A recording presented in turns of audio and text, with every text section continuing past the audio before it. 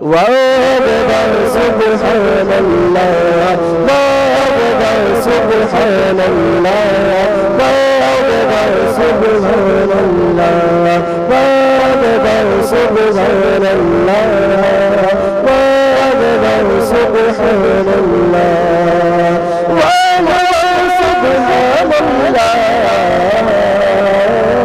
واغبر سبحان الله واغبر سبحان الله واغبر سبحان الله کیا ہی ذوق رضا شفاعت ہے تمہاری واغبا کیا ہی ذوق رضا شفاعت ہے تمہاری واغبا قرض لیتی ہے گناہ پرہیز دو واغبا واغبا سبحان اللہ واغبا سبحان اللہ واغبا سبحان اللہ سبحان اللہ خامہ القدرتی کا حسن دستکاری واغبا خامہ القدرتی کا حسن دستکاری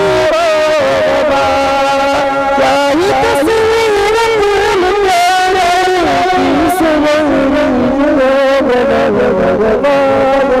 سبحان اللہ واغبر سبحان اللہ واغبر سبحان اللہ واغبر سبحان اللہ واغبر سبحان اللہ اس طرف نور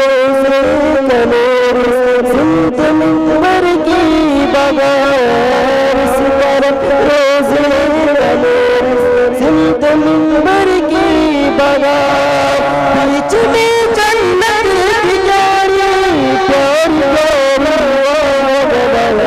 واغبر سبحان اللہ واغبر سبحان اللہ واغبر سبحان اللہ واغبر سبحان اللہ واغبر سبحان اللہ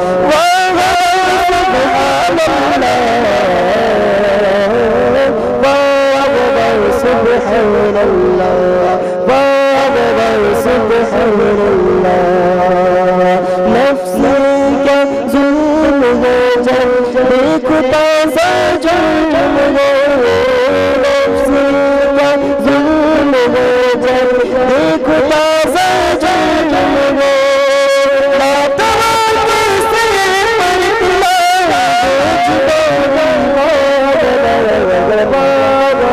سبحان اللہ واغبر سبحان اللہ واغبر سبحان اللہ واغبر سبحان اللہ بھی نکلا دل سے تحفے میں رضا بھی نکلا دل سے تحفے میں رضا نکلا دل سے تحفے میں رضا ان سکانے کو جان سبحان اللہ واغبر سبحان اللہ واغبر سبحان اللہ واغبر سبحان اللہ واغبر سبحان اللہ واغبر سبحان اللہ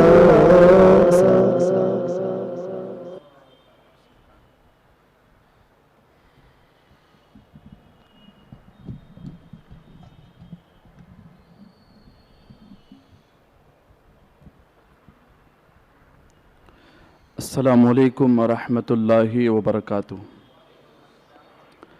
نحمده ونصلي ونسلم على رسوله الكريم اما بعد فاعوذ باللہ من الشیطان الرجیم بسم اللہ الرحمن الرحیم ورتل القرآن ترتیلا صدق اللہ العظیم۔ آئیے سب سے پہلے انتہائی ادب و احترام کے ساتھ حضور سید عالم فخر دو عالم منبع کمالات باعث تخلیق کائنات نیر تابہ شاہ خوب احمد مشتبہ سرکار محمد مصطفیٰ صلی اللہ تعالیٰ علیہ وسلم کی بارگاہ عالی جاں میں جس طرح درود پاک پڑھا ہوں ادب و احترام کے ساتھ پڑھیں۔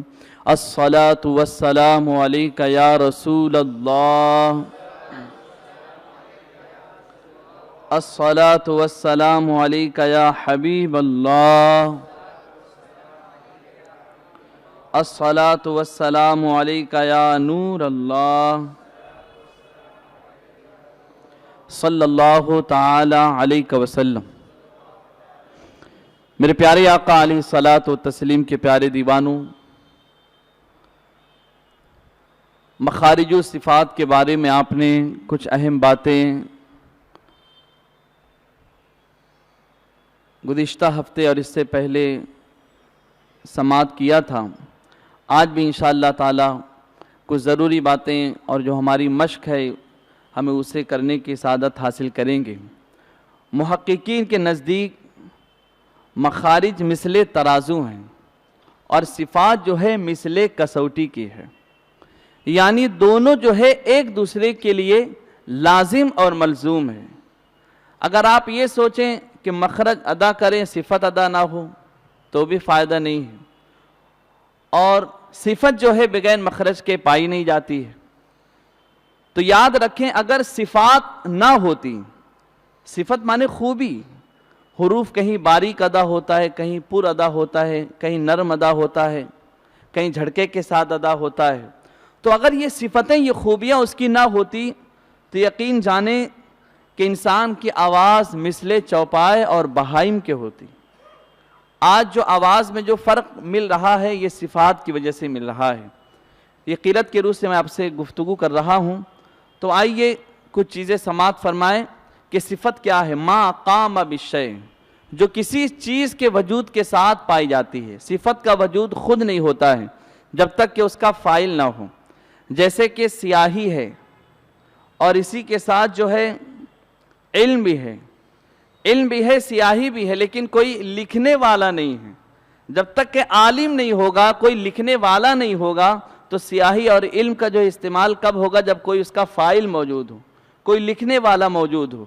تو ایسے ہی انسان جب حروف کو ادا کرے گا، مخرج کے ساتھ اس کی صفت کی طرف دھیان دے گا، تو انشاءاللہ تعالی قرآن پاک پڑھنے میں اسے لطف بھی آئے گا، اور جیسا قرآن پاک تلاوت کرنے کا حق ہے انشاءاللہ آپ ویسا قرآن پاک پڑھنے والے بن جائیں گے۔ تو آئیے کچھ حروف کی طرف میں آپ کی توجہ دلاؤں گا۔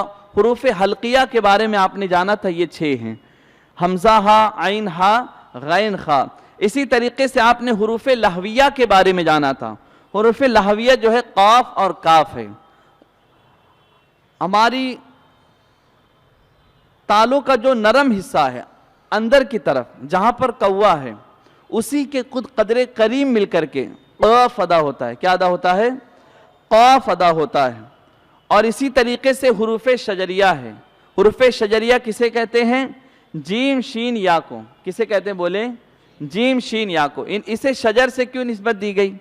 تو چونکہ ہماری جو 20 زبان ہے جب وہ تالو سے ملتی ہے اوپر کی طرف، تو مکمل طور سے آواز جو ہے وہ کھلتی ہے، جیم شین یا۔ اور درخت جو ہوتا ہے اس کے پتے بھی جو ہے کھلتے ہیں، اور درخت اپنے پتوں کو پھیلاتا ہے۔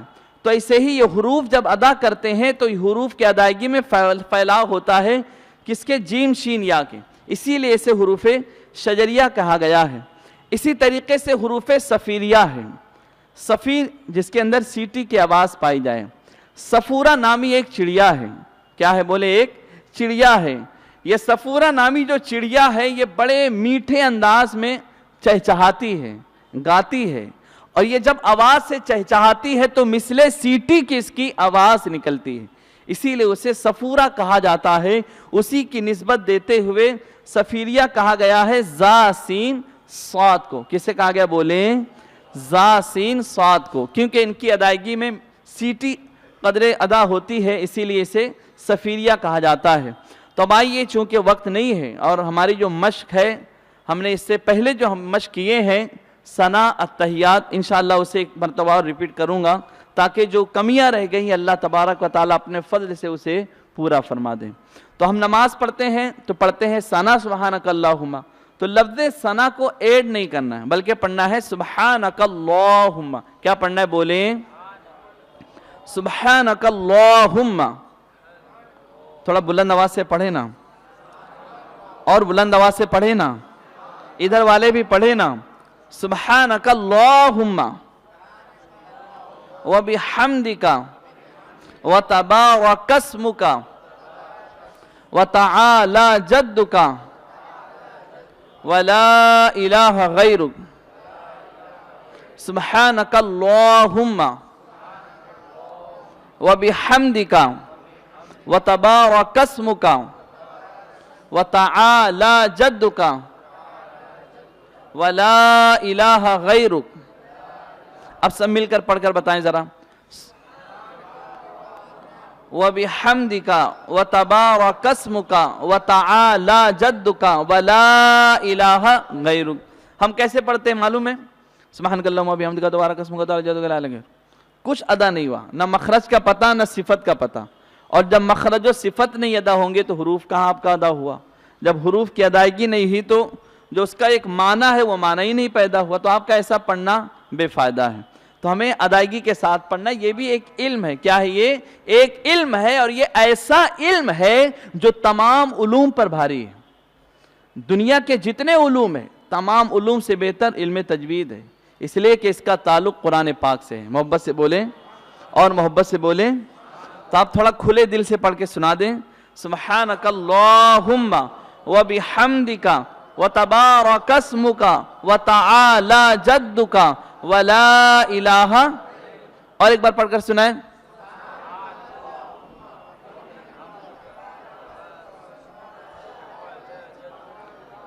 ماشاءاللہ۔ اب کوئی ایک پڑھ کر بتائیں، کون؟ آپ پڑھ کر بتائیں۔ ماشاءاللہ، آپ لوگ توجہ سے سنیں، صرف بولو بابو۔ ابھی ادھر سے بھی پڑھ کے سنانا ہے آپ لوگ کو بھی۔ ماشاءاللہ۔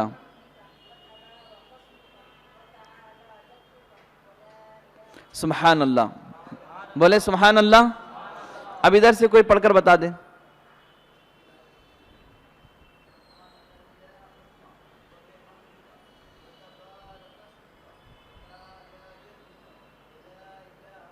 ماشاءاللہ، آپ پڑھ کر بتا دیں۔ دیکھیے توجہ سے سنیے آپ لوگ۔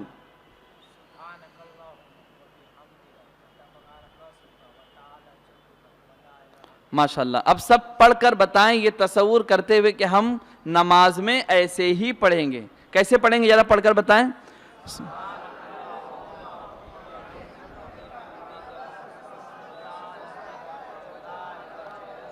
پڑھیں گے اتنے اطمینان کے ساتھ انشاءاللہ، اور ایک بار پڑھ کر بتائیں تاکہ زبان پر جاری ہو۔ سبحانک اللہم وبحمدک وتبارک اسمک وتعالی جدک ولا الہ غیرک، اور پڑھیں سبحانک اللہم وبحمدک۔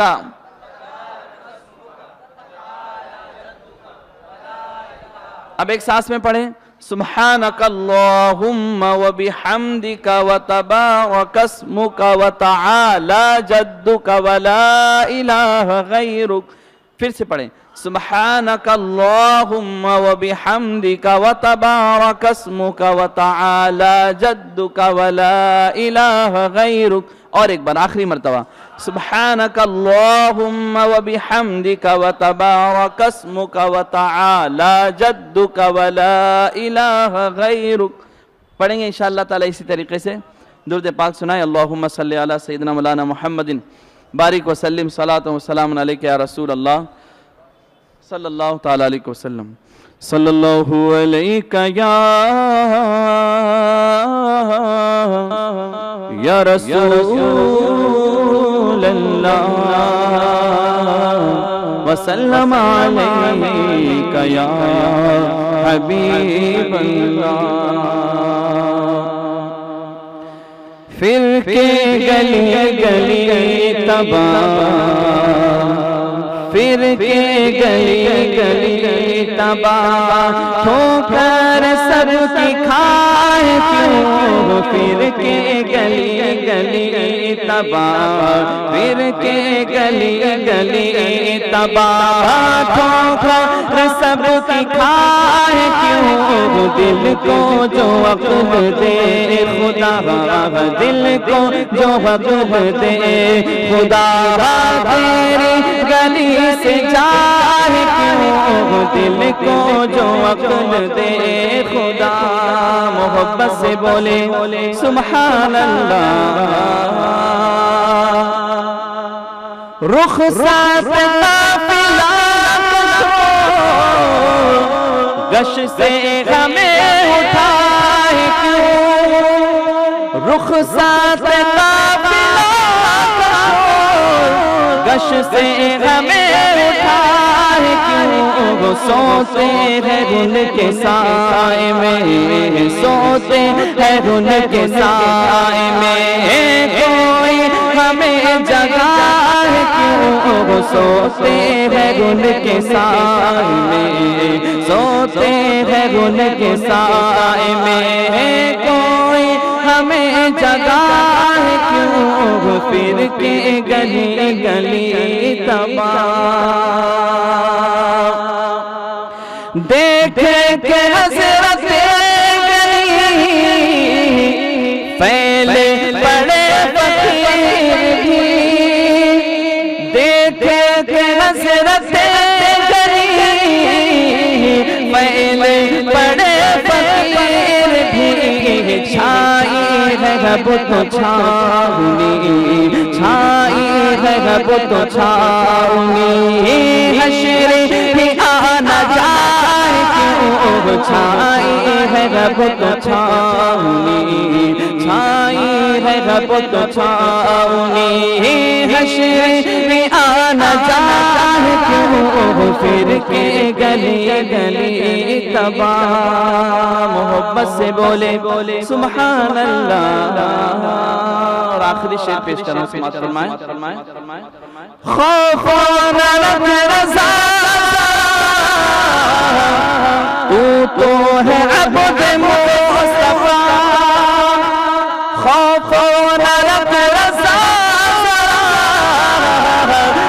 تو ہے عبد مصطفیٰ تیرے لیے امان ہے تیرے لیے امان ہے تیرے لیے امان ہے تیرے لیے امان ہے تیرے لیے امان ہے پھر کے گلی گلی تباہ ہو کر سب سکھائے کیوں دل کو جو عقل دے خدا تیری گلی سے جائے کیوں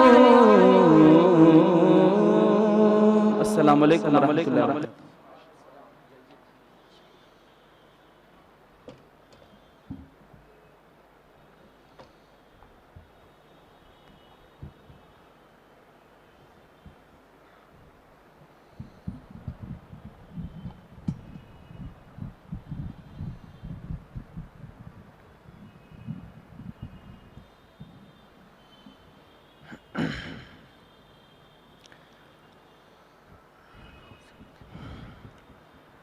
السلام علیکم ورحمۃ اللہ وبرکاتہ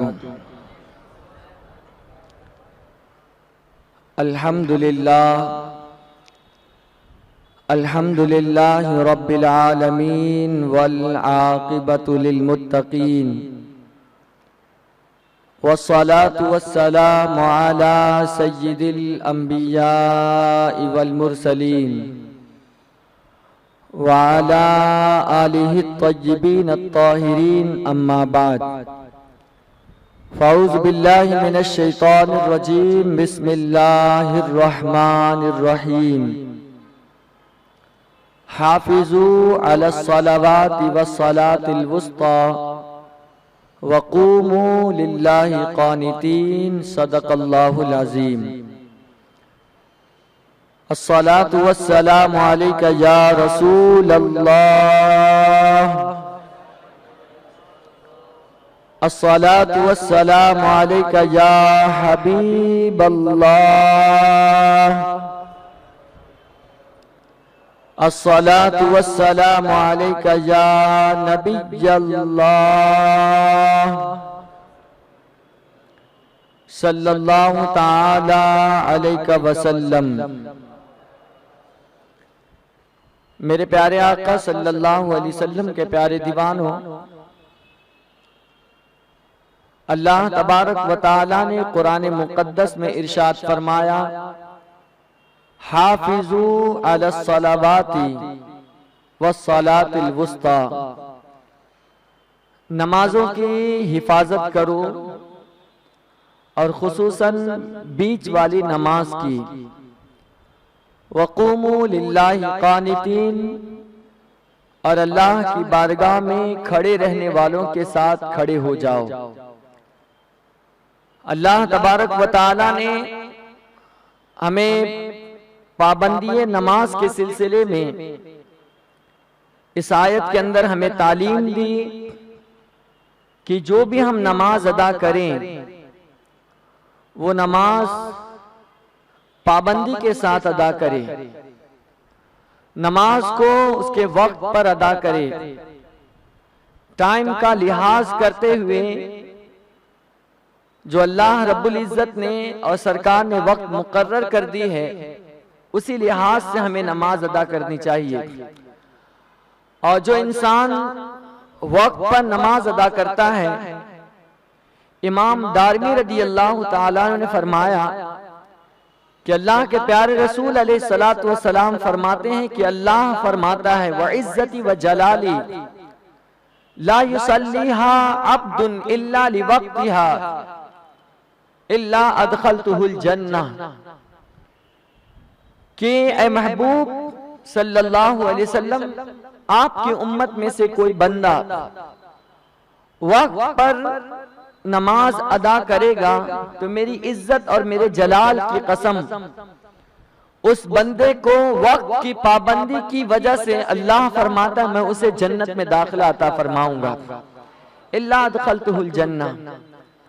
اور وقت کے سلسلے میں گزشتہ ہفتے میں نے قرآن کی 7 آیتیں آپ کے سامنے پیش کی تھی اور تقریباً 10 سے 11 حدیث پاک آپ کے سامنے میں نے تلاوت کی تھی کہ ان 10 حدیثوں سے بلکہ کل ملا کر کے 36 حدیثیں ایسی ہیں جن 36 حدیثوں کے اندر اللہ کے پیارے رسول علیہ السلام نے وقت پر نماز پڑھنے کی تاکید کی ہے۔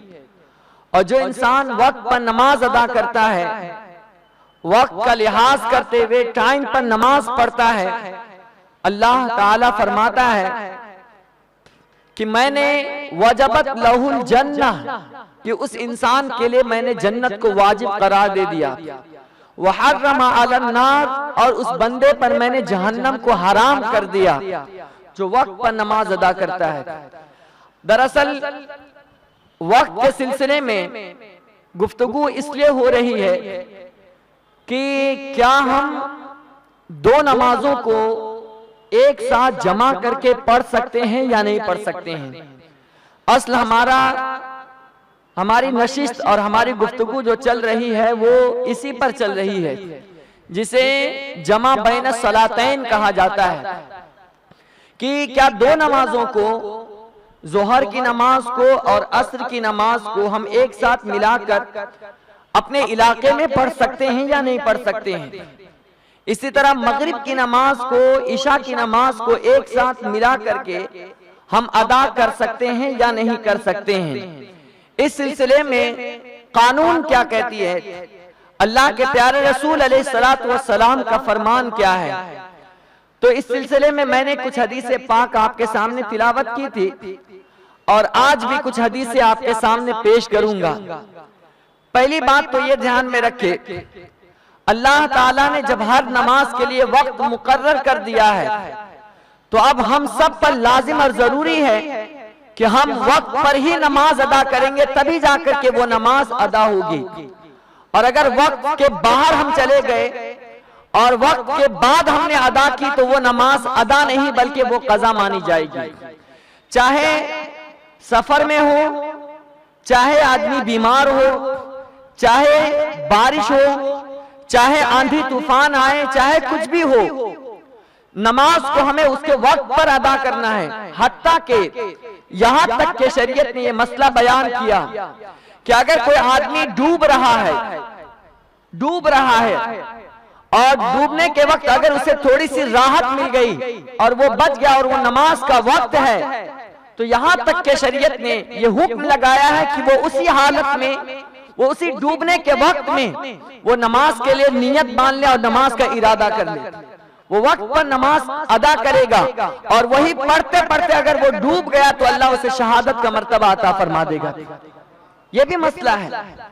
اور اگر وہ چاہتا، اگر شریعت یہ اجازت دیتی کہ بعد میں وہ نماز پڑھے وقت نکلنے کے بعد، تو وہ آدمی پہلے اپنے بچاؤ کے لیے کرتا اور وہ بچاؤ سے پہلے بچتا، پھر جا کر کے دوسرے وقت میں وہ قضا ادا کرتا.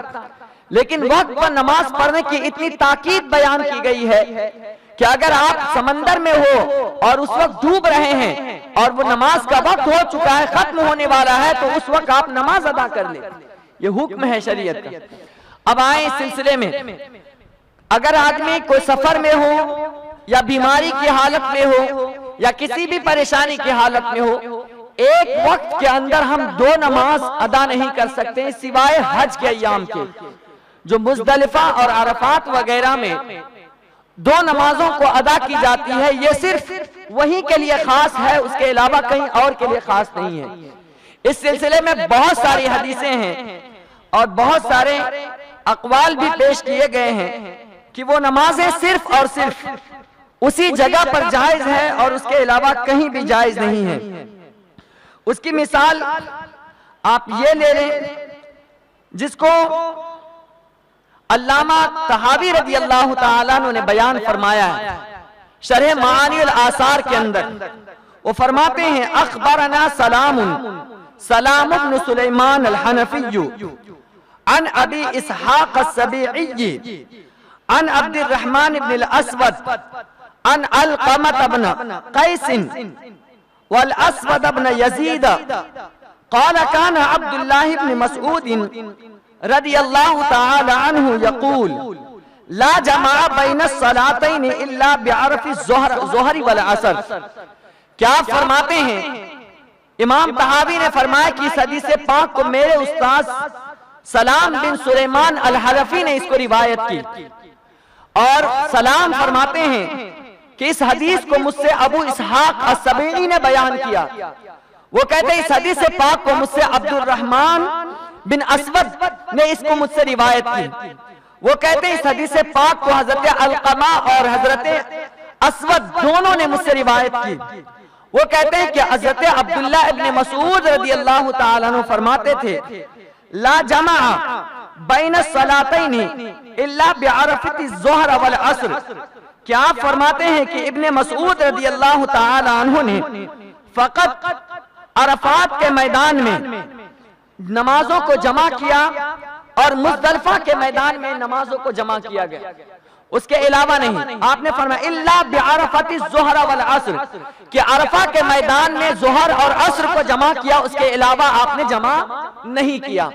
تو جو دو نمازوں کو وقت نکال کر کے بعد میں جس کو پڑھنے کی اجازت دی گئی ہے وہ صرف حرم شریف مکہ کی سرزمین پر ہے، اس کے علاوہ کہیں بھی نہیں ہے.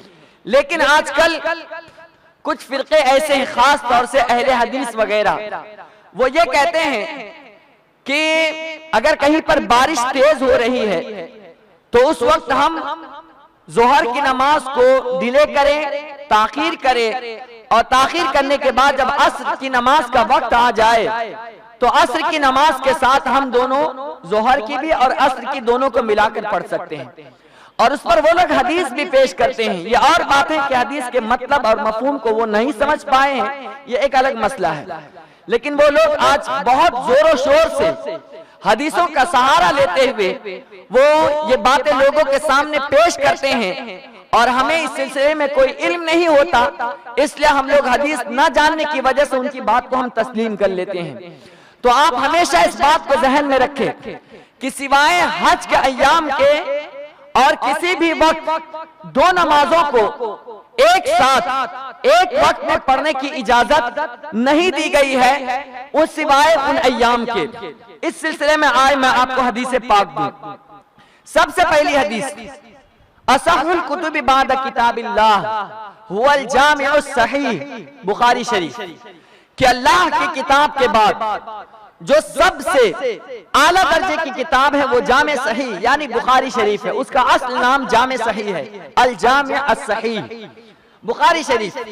بخاری شریف میں باب بانا امام بخاری نے ابواب التقصیر، اور اس میں آگے فرمایا باب هل يؤذن او يقيم اذا جمع بین المغرب والعشاء۔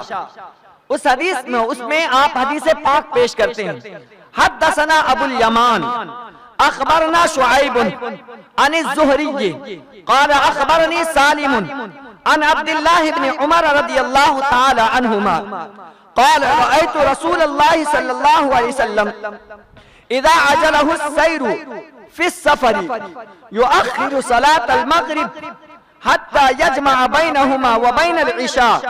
قال سالم كان عبد الله يفعله إذا أعجله السير ويقيم المغرب فيصليها ثلاثا ثم يسلم ثم قلما يلبث حتى يقيم العشاء عشاء فيصليها ركعتين.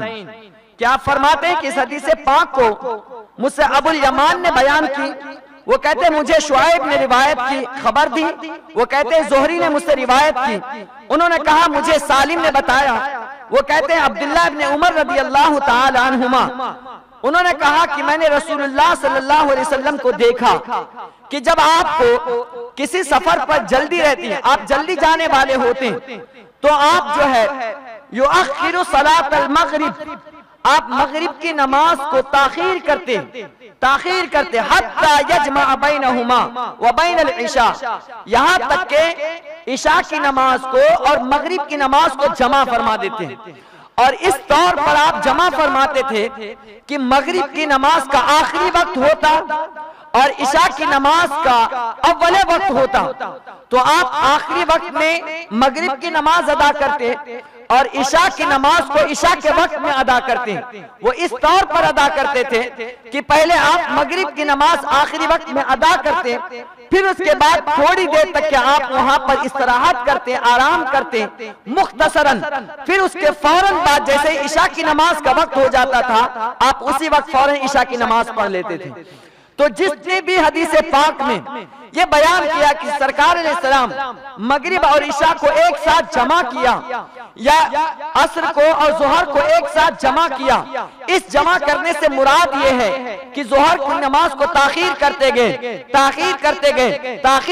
گئے یہاں تک کہ ظہر کی نماز کا آخری وقت آیا، تو چونکہ وہ ظہر کی نماز کا وقت ہی ہے تو سرکار علیہ السلام اسی ظہر کے آخری وقت میں ظہر کی نماز ادا کرتے ہیں، پھر اس کے بعد تھوڑی دیر آپ ٹھہرتے ہیں، اس کے بعد عصر کی نماز کا وقت شروع ہوتا ہے تو عصر کی نماز کے وقت میں اول وقت میں آپ عصر کی نماز کو ادا کر لیا کرتے ہیں۔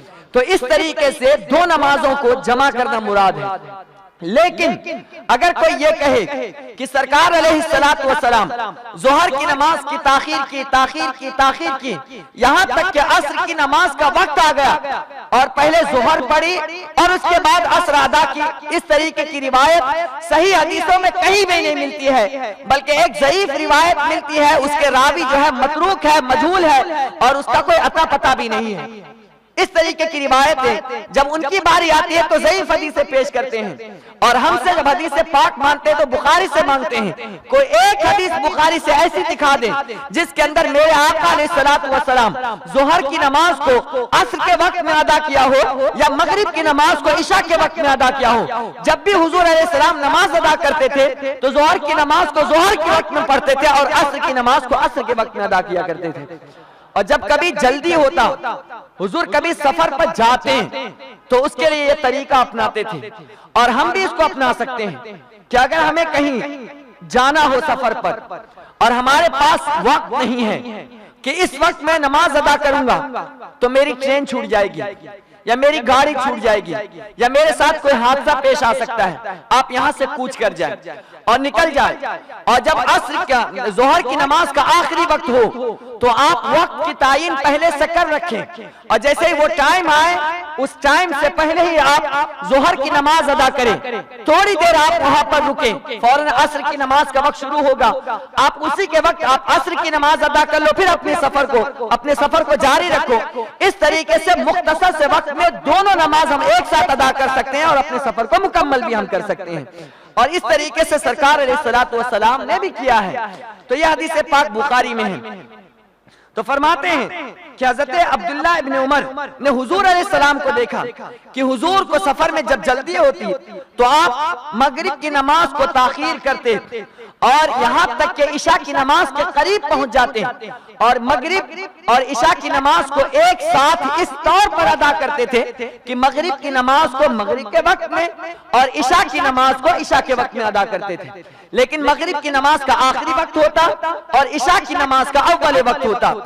اب کوئی یہ اعتراض کر سکتا ہے کہ تم کو کیسے پتا کہ یہ عشاء کی نماز کا وقت شروع ہو گیا ہے، کیسے پتا؟ تو اس کے لیے فقہاء کرام نے یہ وضاحت کی ہے کہ جہاں جہاں ایک ساتھ کا لفظ آیا اس سے مراد یہ ہے کہ مغرب کی نماز پڑھ کر حضور علیہ السلام تھوڑی دیر وہاں انتظار فرماتے تھے اور انتظار کر کے پھر اس کے بعد عشاء کی نماز پڑھتے تھے، تو ہر نماز اپنے وقت پر ادا کی گئی اور اس طریقے سے پڑھنے میں کوئی گناہ نہیں ہے۔ یہ پہلی حدیث۔ اسی طرح دوسری حدیث پاک جس کو اس حدیث کے مرکزی راوی ام المؤمنین حضرت عائشہ صدیقہ رضی اللہ تعالی عنہ ہے۔ یہ حدیث پاک کی سند آپ سنیں، کیونکہ اکثر یہ کہتے ہیں کہ تم لوگ سند نہیں بیان کرتے ہو، صرف حدیث پیش کر دیتے ہو، ضعیف کر کے پیش کر کے سند بیان کرتے نہیں ہو۔ تو ہم سب سے پہلے سند کی تعین کریں گے، اور اس سند میں سارے کے سارے راوی ثقہ ہے، معتبر ہے اور بھروسے مند ہے، جس کی وجہ سے یہ حدیث بھی صحیح کے درجے پر پہنچتی ہے۔ حدیث سنیں۔ حدثنا فہد حدثنا الحسن بن بشر حدثنا معافى بن عمران كلاهما عن مغيرة بن زياد الموصلي عن عطاء بن ابي رباح عن عائشة رضي الله تعالى عنها كان رسول الله صلى الله عليه وسلم في السفر يؤخر الظهر ويقدم العصر ويؤخر المغرب ويقدم العشاء۔ کہ حضرت امام طحاوی رضی اللہ تعالیٰ فرماتے ہیں اس حدیث پاک کو میرے استاذ حضرت فہد نے بیان کیا۔ وہ فرماتے ہیں کہ میرے استاذ حضرت حسن بن بشر نے اس روایت کو مجھ سے بیان کی، اور وہ کہتے ہیں کہ مجھ سے حضرت معافی بن عمران نے اس حدیث پاک کو مجھ سے بیان کیا۔ وہ کہتے ہیں اس حدیث کو حضرت مغیرہ بن زیاد الموصلی نے روایت کی۔ وہ کہتے ہیں حضرت عطا رضی اللہ تعالیٰ نے مجھ سے بیان کیا۔ وہ کہتے ہیں حضرت عائشہ اس حدیث پاک کو بیان کرتی ہے اور کہتی ہے کان رسول اللہ صلی اللہ علیہ وسلم فی السفر، کہ حضور علیہ السلام جب سفر میں ہوتے یؤخر الظہر ویقدم العصر، کہ ظہر کی نماز کو آپ تاخیر سے پڑھتے تھے، ویقدم العصر، اور عصر کی نماز کو آپ جلدی ادا کیا کرتے تھے۔ اور آگے فرماتی ہے وَيُؤَخِّرُ الْمَغْرِبَ وَيُقَدِّمُ الْعِشَاءَ، اور اسی طرح سرکار علیہ السلام مغرب کی نماز کو تاخیر سے پڑھتے اور عشاء کی نماز کو جلدی ادا کیا کرتے تھے۔ اس حدیث پاک سے بھی یہ بات ثابت ہوتی ہے کہ جب بھی ہم سفر کی حالت میں ہو تو ایسا ہم نہیں کر سکتے ہیں کہ ظہر کی نماز کو ہم عصر میں ادا کریں، مغرب کی نماز کو ہم عشاء کے وقت میں ادا کریں۔ اگر یہی معاملہ تھا کہ ہمیں سفر پر جانا ہے تو ہم ظہر کی نماز کو عصر میں کیا بلکہ چاروں نمازوں کو چھوڑ دو اور فجر کی نماز میں ہی آ کر پڑھ لو، کہ میں سفر پر جا رہا ہوں اور فجر میں ہی پانچوں نماز پڑھ لو، اس طریقے سے بھی پڑھ سکتے تھے۔ لیکن اللہ کا فرمان ہے ان الصلاۃ کانت علی المؤمنین کتابا موقوتا، کہ بے شک اللہ نے مومنین پر نماز ان کے وقتوں میں فرض کی ہے۔ فجر کی نماز کو ہم فجر کے ہی میں پڑھ سکتے ہیں۔ اگر کوئی یہ چاہے گا کہ ظہر کی نماز کو میں فجر میں ادا کر کے اپنے کام پر چلے جاؤں، اگر یہ کوئی چاہے گا عصر اور ظہر کی نماز کو فجر میں ادا کر میں سفر پہ چلے جاؤں، اگر کوئی یہ چاہے گا مغرب عشاء ظہر سب نمازیں میں ایک ساتھ فجر میں ادا کر کے میں چھٹی پا لوں اس لیے کہ مجھے سفر پر جانا ہے، تو اس کی ایک بھی نماز قبول نہیں ہوگی، بلکہ ایک ساتھ پڑھنے کی وجہ سے اللہ کی بارگاہ میں وہ مجرم بھی ہوگا اور گناہگار بھی ہو جائے گا۔ اس لیے کہ وقت پر اللہ نے فرمایا وقت پر نماز پڑھو، اور اللہ نے خود قسم کھائی وَعِزَّتِ وَجَلَالِ، میری عزت کی قسم اور میرے جلال کی قسم کہ کوئی بندہ وقت پر نماز ادا کرتا ہے تو اللہ فرماتا ہے میں اسے جنت میں داخلہ عطا فرماؤں گا۔ یہ حدیث پاک موجود ہے، اور 36 حدیث پاک ہے، ایک دو روایتیں نہیں، اور قرآن کی 7 آیتیں ہیں کہ صرف وقت پر نماز کی تعین۔ اب کوئی یہ کہے کہ میں ظہر کی نماز کو عصر کے وقت میں پڑھوں گا تو اس سے بڑھ کر قرآن کا مخالف کوئی اور نہیں ہو سکتا۔ ہاں لیکن یہ دھیان رکھیں کہ یہ 4 مسلک جو ہے، امام اعظم ابو حنیفہ رضی اللہ عنہ کا مذہب حنفی، شافعی، مالکی، حنبلی، ان میں اختلافات ہیں، اس لیے کہ ان چاروں کے عقائد یکساں ہیں اور وہ سب مجتہد تھے، اور مجتہد اگر کوئی فیصلہ کرتا ہے تو ان کے مقلدین کو انہی کی بات ماننی پڑے گی۔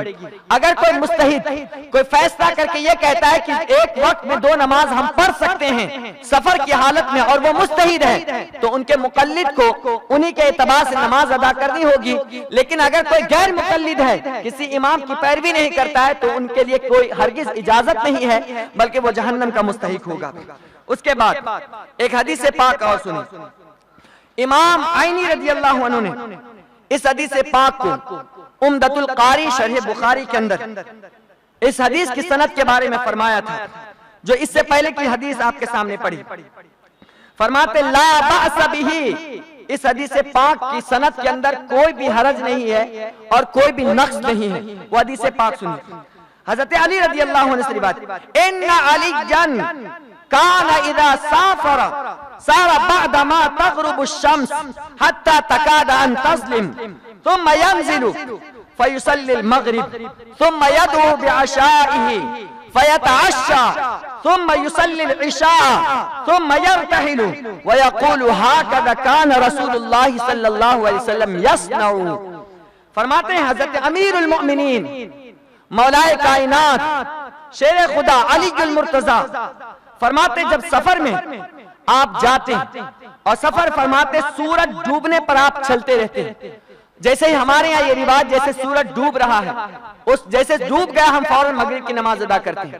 لیکن سفر کی حالت کے سلسلے میں آپ فرماتے ہیں کہ جب سفر فرماتے تو سورج ڈوبنے کے وقت آپ چلتے رہتے ہیں یہاں تک کہ قریب ہوتا کہ تاریک ہو جائے، پھر اتر کر مغرب پڑھتے ہیں، پھر اس کے بعد پھر کھانا منگاتے ہیں، اور کھانا منگا کر کیا آپ تناول کیا کرتے تھے۔ یہاں سے اندازہ کیجئے کہ یہاں سے یہ بات ثابت ہوتی ہے کہ آپ آخری وقت میں مغرب کی نماز پڑھتے ہیں، اور مغرب کی نماز پڑھنے کے بعد تھوڑی دیر آپ رکتے ہیں، اور رکنے کا طریقہ آپ نے کیا فرمایا، ثم يدعو بعشائه، پھر اس کے بعد مغرب پڑھ کر کے آپ کھانا منگاتے اور تناول کرتے ہیں، فیتعشى ثم يصلي العشاء، اور کھانا کھانے کے بعد فوراً عشاء کی نماز ادا کرتے ہیں۔ یعنی اس طور پر آپ پڑھتے تھے کہ مغرب کا آخری وقت ہوتا تو اس وقت میں مغرب کی نماز پڑھتے ہیں، پھر تھوڑی دیر انتظار کرتے ہیں، پھر عشاء کی نماز کا جیسے ہی وقت ہو جاتا تھا تو اول وقت میں آپ عشاء کی نماز ادا کر لیا کرتے تھے۔ اب اس سے یہ پتا چلا جتنی حدیث پاک میں یہ سرکار علیہ السلام سے یہ بتایا گیا کہ سرکار علیہ السلام فیصلی مغرب والعشاء جمیعا، کہ حضور علیہ السلام مغرب اور عشاء کو ایک ساتھ پڑھتے تھے۔ اس سے مراد یہ ہے کہ مغرب کی نماز کو تاخیر کر کے مغرب کے آخری وقت میں، اور عشاء کی نماز کو پہلے کر کے عشاء کی نماز کو اول وقت میں ادا کیا کرتے تھے۔ یہ جمع بین الصلاتین کے سلسلے میں یہ چند حدیث پاک آپ کے سامنے پیش کی، اور ان تمام حدیثوں سے یہ بات روز روشن کی طرح واضح ہو جاتی ہے کہ اب جب بھی اگر ہم کبھی سفر پر ہو اور ہمیں ایک ساتھ 2 نمازیں پڑھنے کی حاجت ہو تو اس کے لیے ایک ہی طریقہ یہ ہے کہ ظہر کی نماز کو آپ تاخیر کرو یہاں تک کہ ظہر کی نماز کا آخری وقت آئے، آپ ظہر کی نماز ادا کرو، پھر 5 سے 7 منٹ کچھ دیر انتظار کرو، پھر اس کے بعد آپ عصر کی نماز کو فوراً اول وقت میں پڑھ لو۔ اسی طرح سفر کرتے رہو، مغرب تاخیر کرتے رہو یہاں تک کہ مغرب کا آخری وقت آ جائے، اس وقت مغرب مغرب کی نماز ادا کرو، پھر اگر کھانا ہے تو کھانا تناول کرو یا انتظار کرو، اور عشاء کی نماز جیسے ہی عشاء کی نماز کا وقت ہو جائے تو اول وقت میں آپ عشاء کی نماز پڑھ لو۔ یہی طریقہ ہے، یہی میرے آقا علیہ السلام کا انداز تھا، اور یہی میرے آقا کی سنت تھی، اور جو اس سنت پر عمل کرے گا اللہ تعالیٰ اسے 100 شہیدوں کا ثواب عطا فرمائے گا۔ السلام علیکم ورحمۃ اللہ وبرکاتہ۔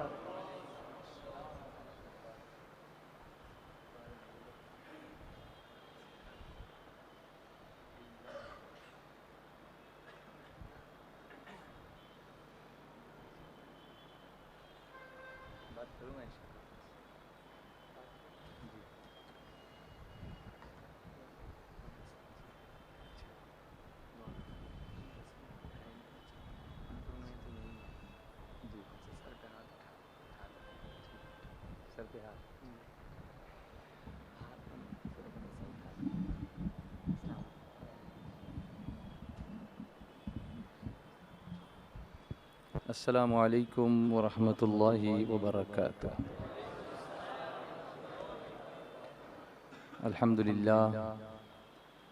الحمدللہ رب العالمین،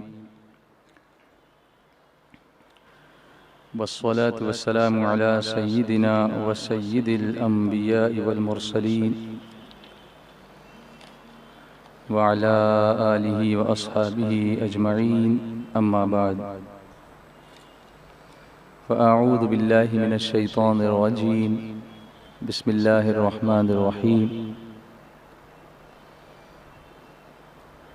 لا خیر فی کثیر من نجواہم الا من امر بصدقۃ او معروف او اصلاح بین الناس،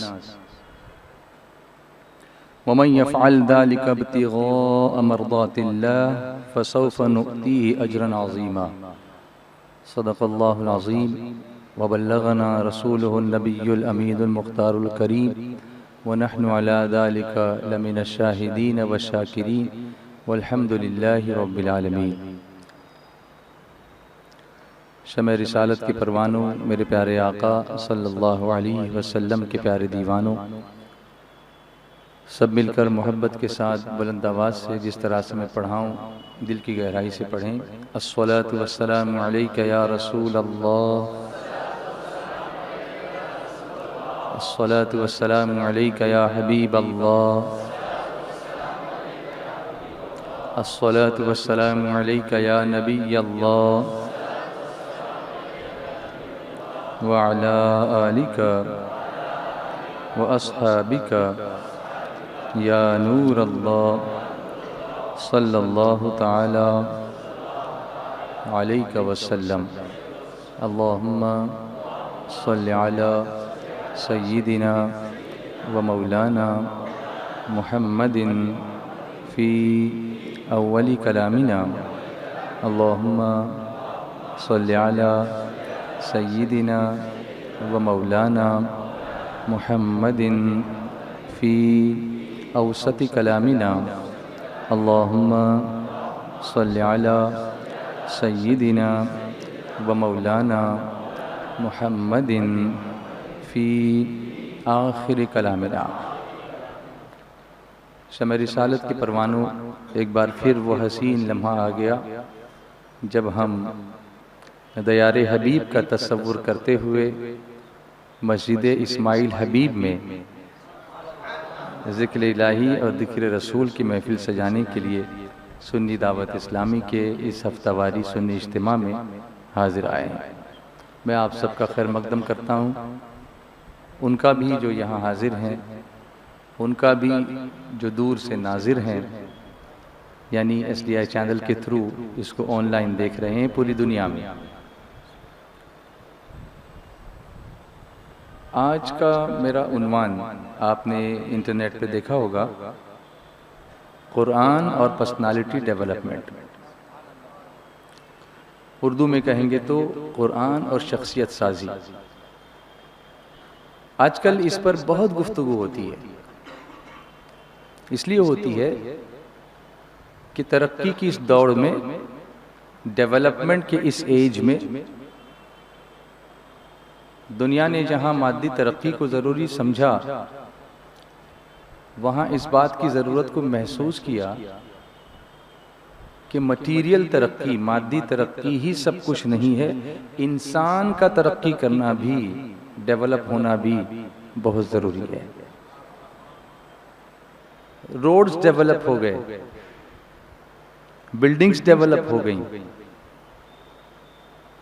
کمپیوٹرز ڈیولپ ہوئے، کمپیوٹر سے سپر کمپیوٹر ہو گئے، ایٹمز کے بھی چھوٹے چھوٹے پارٹیکلز انوینٹ ہو گئے، الیکٹرونز، پروٹونز، نیوٹرونز، اب اس کے اندر بھی اور کتنے مائنوٹ پارٹیکلز ہیں وہ بھی معلوم ہو گیا، اس پر بھی ریسرچ ہو رہا ہے، سپیڈ ڈیولپ ہو گئی، ڈسٹنس شارٹ ہو گئے، ورلڈ گلوبل ولیج ہو گیا۔ ان سب بھاگ دوڑ میں انسان کہاں ہے؟ کہیں گم ہو گیا۔ جس کے لیے سب کچھ کیا ہے وہی گم ہو گیا۔ تو اب بعد میں لوگوں کو عقل آئی کہ اس پر بھی تو کچھ بات ہونی چاہیے کہ یہ سب جس کے لیے کر رہے ہیں وہ اس میں کہاں نظر آتا ہے؟ وہ انسان ہے، وہ اس کی شخصیت ہے، وہ اس کی پرسنالٹی ہے۔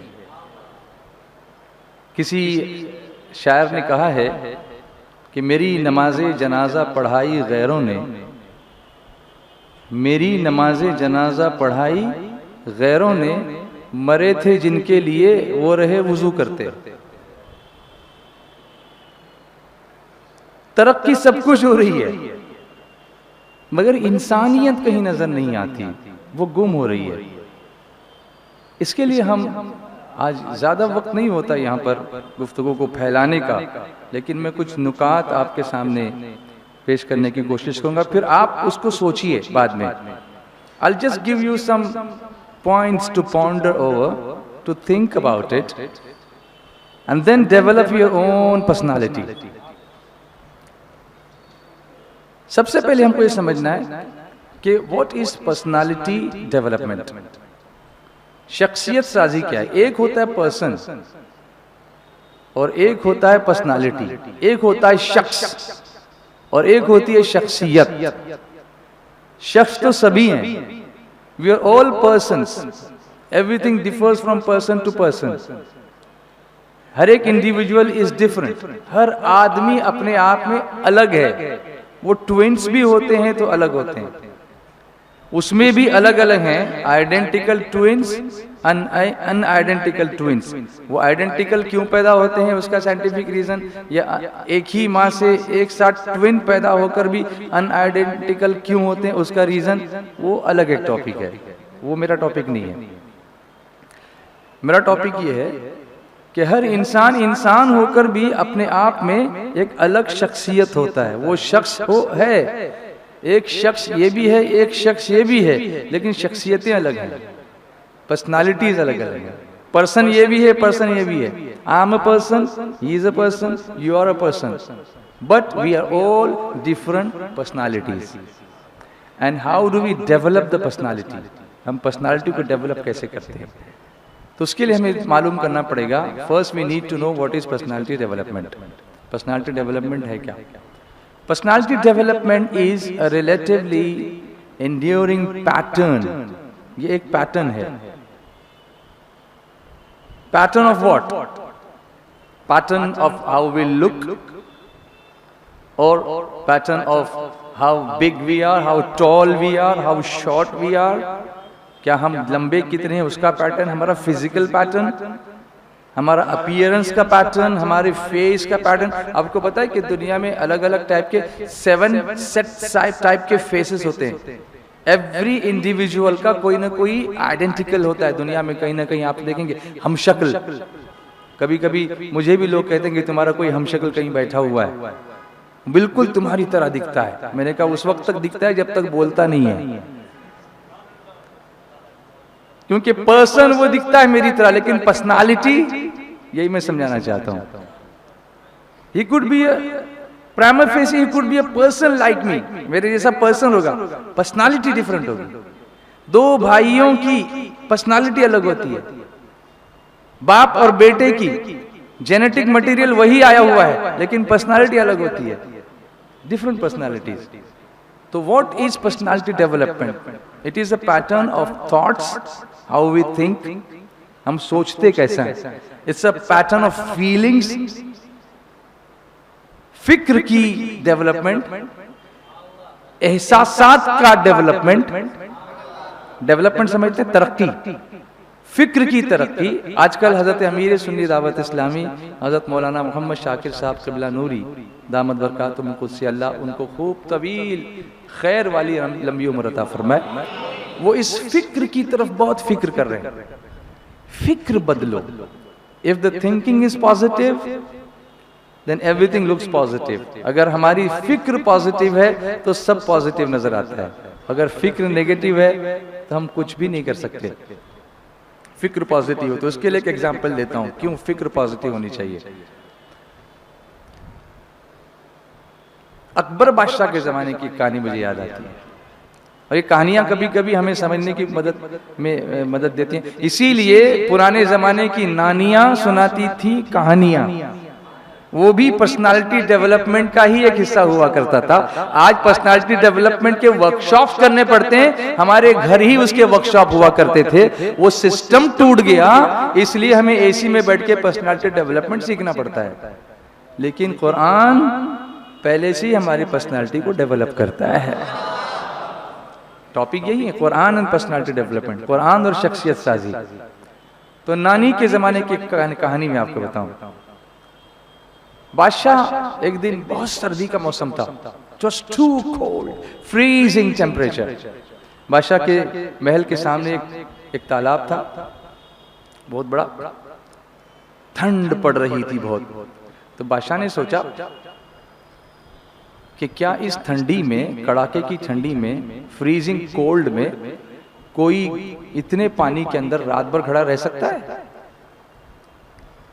फौरन फरमान जारी हुआ कि फरमान जारी किया जाए, जो कोई अगर इस तरह से जाकर के खड़ा रहेगा तो हम उसे सोने की अशरफियां इनाम में देंगे, gold coins I will give him, reward him if somebody spends one night standing neck deep water, in neck deep water, इतना डीप वाटर के अंदर ठंडा पानी रात भर फ्रीजिंग कोल्ड में। कौन जाएगा मरने के लिए? मगर एक गरीब था बेचारा, और गरीब जब मजबूर होता है तो बहुत कुछ करता है। सरकार अली सलात व तस्लीम ने बहुत पहले हमसे इरशाद फरमाया, जिसका मफहूम है कि मुफलिसी कुफ्र तक ले जाती है। इसलिए यह भी जरूरत है कि हम अपनी फाइनेंस को, एजुकेशन हासिल करके, तिजारत करके, मेहनत मशक्कत करके इस तरह से इंडिपेंडेंट हो जाएं कि अपने ईमान की हिफाजत कर सकें। तो उसने सोचा कि चलो एक रात अगर खड़े रहने से मेरी फाइनेंशियल डिफिकल्टी खत्म हो सकती है तो let me give it a try, मैं उसको एक ट्राई करके देखूं। वो गया और रात भर इतने पानी में बेचारा रात भर खड़ा रहा। एकदम सुबह हुआ तो बिल्कुल नम हो चुका था, उसके बदन का जो ठंडक की मारे बुरा हाल था, लेकिन समहाउ ही सर्वाइव। बादशाह को बड़ी हैरत हुई, उसको बुलाया, बेचारा कांपता हुआ आया। कहा तू रात भर खड़ा कैसे रहा? कहा हुजूर क्या करता, पेट का मामला था, बच्चे भूखे थे, मैंने सोचा अपनी जान को खतरे में डाल के कुछ तो रिस्क ले लूं, कुछ मैं हासिल करूं। मगर एक ख्याल ने मुझे जीने का हौसला दिया, एक चीज ने। वो कहा, वो क्या?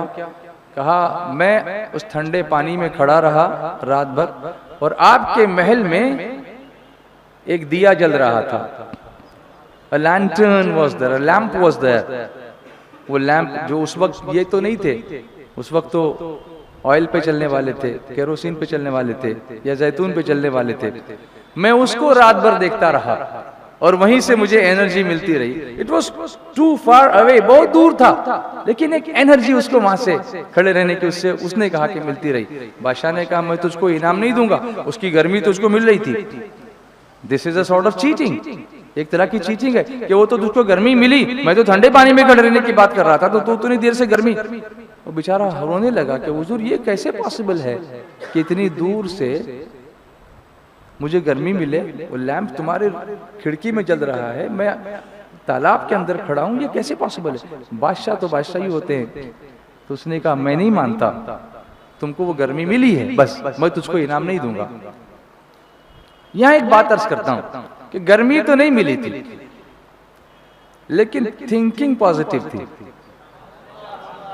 تو اس انرجی اس کو ملی اس تھنکنگ کی وجہ سے کہ وہ لیمپ ہے تو کئی سو فٹ دور، لیکن اس نے سوچا کہ اس سے مجھے گرمی مل رہی ہے، تو اس نے پازیٹیو تھنکنگ کی. یہ بھی پرسنالٹی ڈیولپمنٹ کا سب سے پہلا لیسن ہے کہ انسان اگر اپنے اندر مثبت سوچ پیدا کرے، پازیٹیو تھنکنگ پیدا کرے، تو بہت بڑے مشکل حالات پر وہ کنٹرول کر سکتا ہے. اس کے آگے کا واقعہ بھی بڑا انٹرسٹنگ ہے، لیکن میں اس کے ڈیپ میں نہیں جانا چاہتا ہوں. بعد میں بیربل نے اس کو کیسے کیا کنٹرول کیا وہ میں آپ کو اس میں نہیں لے جانا چاہتا. میرا مقصد جو تھا بتانے کا وہ حل ہو گیا کہ اس کو وہ انرجی کیسے ملی. میں آگے بڑھتا ہوں. Pattern of thoughts, feelings and behaviour, تین چیزیں آپ یاد رکھیے. It is a pattern of thoughts, سوچنے کا انداز، احساس، اور بیہیویئر، برتاؤ، اخلاق. that distinguish individuals from one another. یہ ساری چیزیں دو الگ الگ لوگوں کو ایک دوسرے سے جدا کرتی ہیں.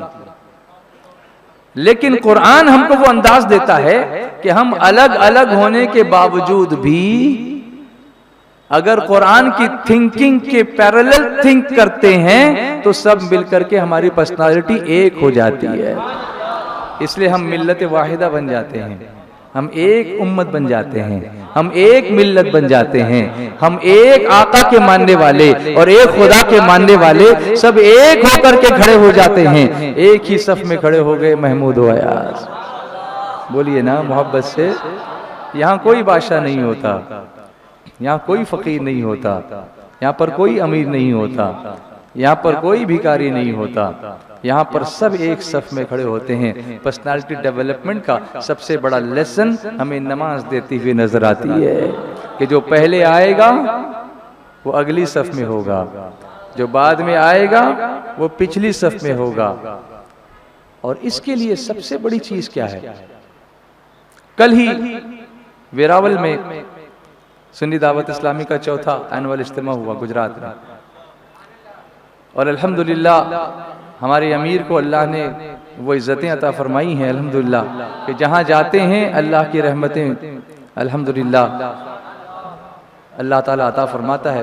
کل الحمدللہ وہاں کے علاقے کے علماء نے مل کر کے حضرت امیر سنی دعوت اسلامی کو وقار اہل سنت ایوارڈ عطا فرما دیا.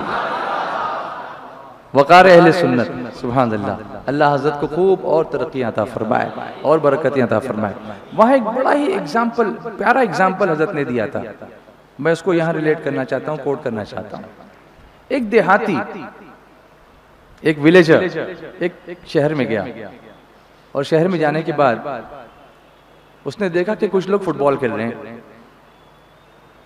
تو اس نے کبھی فٹ بال دیکھا نہیں تھا، وہ ٹی وی کا زمانہ نہیں تھا کہ آج گھر میں بیٹھ کے سب لوگ دیکھتے رہتے ہیں. اس نے کبھی فٹ بال دیکھا نہیں تھا.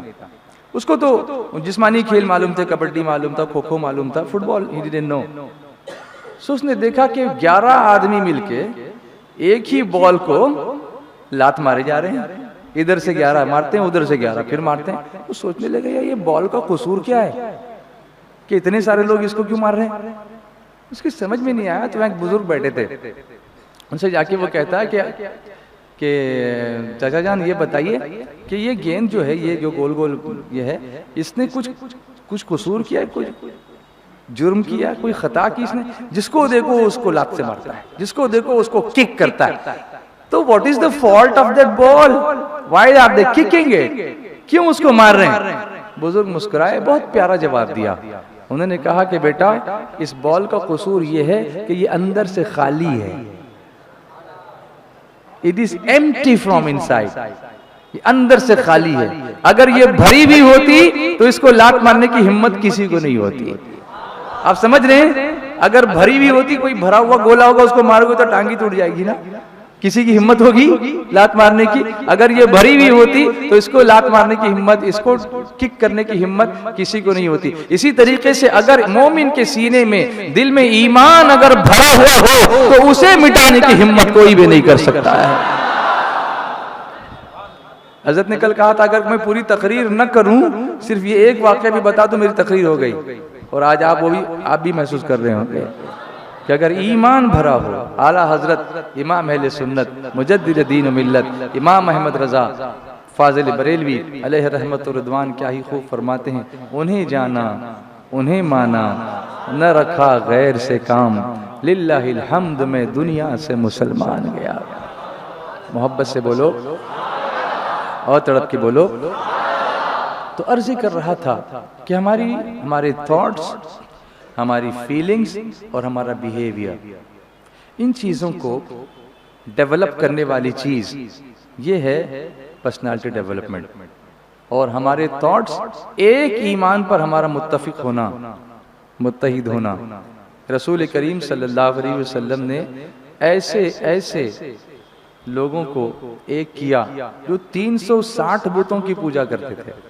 کعبے شریف کے اندر ہزاروں لوگ کی دیوتاؤں کو وہ مانتے تھے, لیکن سرکار علیہ الصلوۃ والتسلیم نے ایک کلمے پہ متفق کیا, لا الہ الا اللہ محمد رسول اللہ صلی اللہ علیہ وسلم. لا الہ الا اللہ, لا الہ الا اللہ, لا الہ الا اللہ, لا الہ الا اللہ, لا الہ الا اللہ, لا الہ الا اللہ.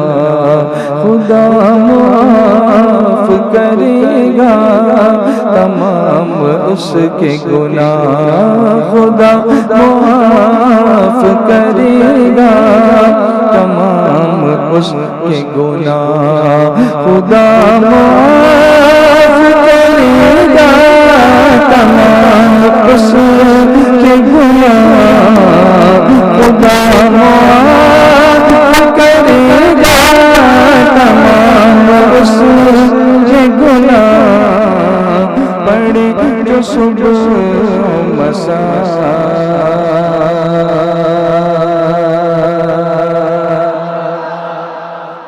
پڑے جو صبح مساء, لا الہ الا اللہ, لا الہ الا اللہ, لا الہ الا اللہ, لا الہ الا اللہ. بولو لا الہ, لا الہ الا اللہ. محمد عربی کی زبان سے سن کر, محمد عربی کی زبان سے سن کر, محمد عربی کی زبان سے سن کر, محمد عربی کی زبان سے سن کر, ملک بشر نے پڑھا,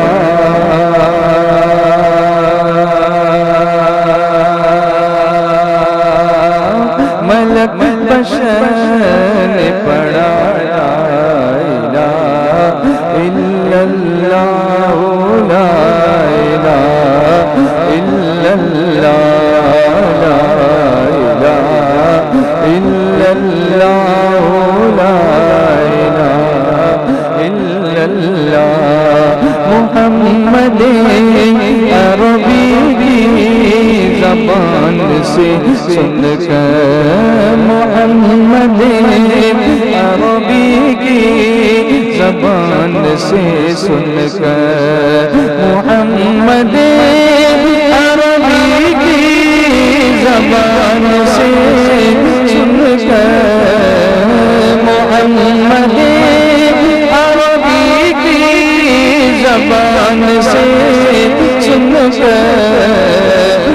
ملک بشر نے پڑھا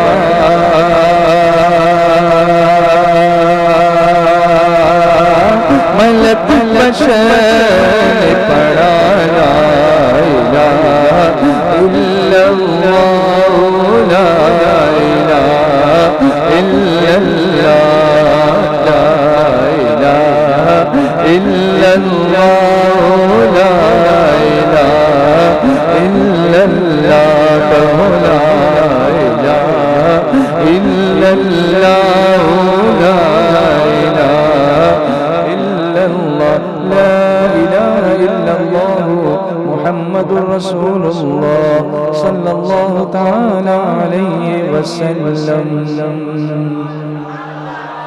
تو اس ایمان کی روشنی سے، توحید اور رسالت کی روشنی سے ہمارا دل بھرا ہوا ہے.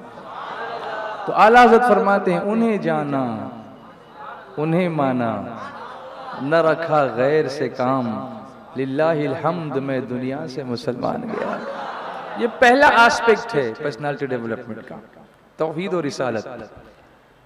توحید و رسالت. اب آپ دیکھیں گے کہ اس ڈیولپمنٹ کا آغاز کب سے ہوتا ہے. When does this start؟ ہم یہ سمجھتے ہیں کہ بچہ جب لوگوں سے ملنے لگتا ہے تب یہ پرسنالٹی ڈیولپ ہوتی ہے. لوگ کہتے ہیں کہ جیسی صحبت، خربوزے کو دیکھ کر خربوزہ رنگ بدلتا ہے. یقیناً یہ تو صحیح ہے، مگر this is half truth, this is not full truth. آدھا سچ ہے. پرسنالٹی اتنی لیٹ ڈیولپ نہیں ہوتی. ایجوکیشنل سائیکولوجسٹ یہ کہتے ہیں آج کل کے، وہ یہ کہتے ہیں کہ 80% آف دا ٹریٹس، 80% عادتیں بچہ it acquires within the first 18 months of his life. اس کی لائف کے پہلے 1.5 سال، 12 اور 6 18 مہینے، اس میں 80% عادتیں ڈیفائنڈ ہو جاتی ہیں. ہم کہتے ہیں ابھی بچہ ہے، بعد میں پرسنالٹی ڈیولپ ہوگی. ایسا نہیں ہے، بلکہ اب ماڈرن جینیٹکس کی اسٹڈیز کے بعد اب یہ پتا چلا ہے کہ اس میں 2 ٹائپس ہوتے ہیں. ایک ہوتا ہے جینو ٹائپ، ایک ہوتا ہے فینو ٹائپ. اب یہ بھی ایک جینیٹک کا ایک الگ شعبہ ہے، ایک ڈپارٹمنٹ ہے، اس کو میں ڈسکس نہیں کر رہا ہوں یہاں پر، صرف ایک کو ٹچ دے رہا ہوں. جو پڑھے لکھے لوگ ہیں اس کو جا کے سرچ کریں گے انشاءاللہ. I'm just giving you some pointers so you go and find it out. Genotype and phenotype. Genotype وہ مٹیریل جو ماں باپ سے آئے گا، باقی سب باہر سے ملے گا. تو ماں باپ سے آتا ہے وہ ایک چیز ہے جس سے پرسنالٹی ڈیولپ ہوتی ہے، عادتیں. اور نمبر 2 انوائرمنٹ سے، دوستوں سے. حضرت نے ایک بیان کیا تھا دھلیا میں، زبردست، آپ اس کو سننا، دھلیا اجتماع کا بیان، کہ دوستی کس سے کی جائے. اس کو بھی قرآن بیان کرتا ہے. قرآن اس کی پرسنالٹی ڈیولپمنٹ کرتا ہے کہ ہمارے دوست کون ہونے چاہیے. حضرت نے آیتوں کی روشنی میں بتایا تھا. میں آپ کو پوائنٹرز دے رہا ہوں، اتنا ٹائم نہیں کہ میں اس کو ایکسپلور کروں، صرف آپ کو پوائنٹرز دے رہا ہوں. اس بیان کو آپ سنیے، پرسنالٹی کیا آپ کو پتا چلے گا کہ انوائرمنٹ کیسے ایفیکٹ کرتا ہے. وہ فیکٹر حضرت بیان کر چکے ہیں آلریڈی. اس کو آپ سنیے، اس بیان کو ضرور سنیے گا. یوٹیوب پر آن لائن آپ دیکھ سکتے ہیں. S D I channel, S D I channel کو سبسکرائب کیجیے، ایس ڈی آئی میڈیا کو سبسکرائب کیجیے، دیکھیے. تو جینو ٹائپ جو ہے ماں باپ سے آنے والا، اس کا آغاز کب سے ہوتا ہے؟ یہ آغاز کب سے ہوتا ہے؟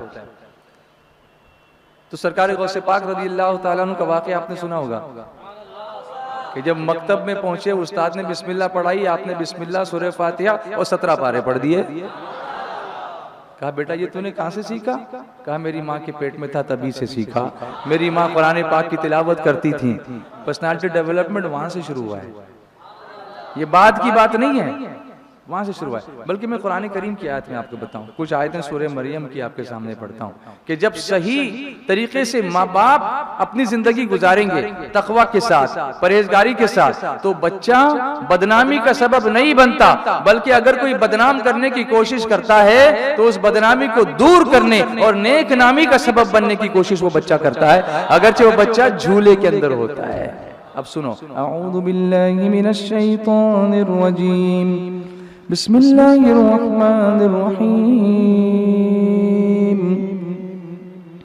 فأتت به قومها تحمله قالوا يا مريم لقد جئت شيئا فريا يا أخت هارون ما كان أبوك امرأ سوء وما كانت أمك بغيا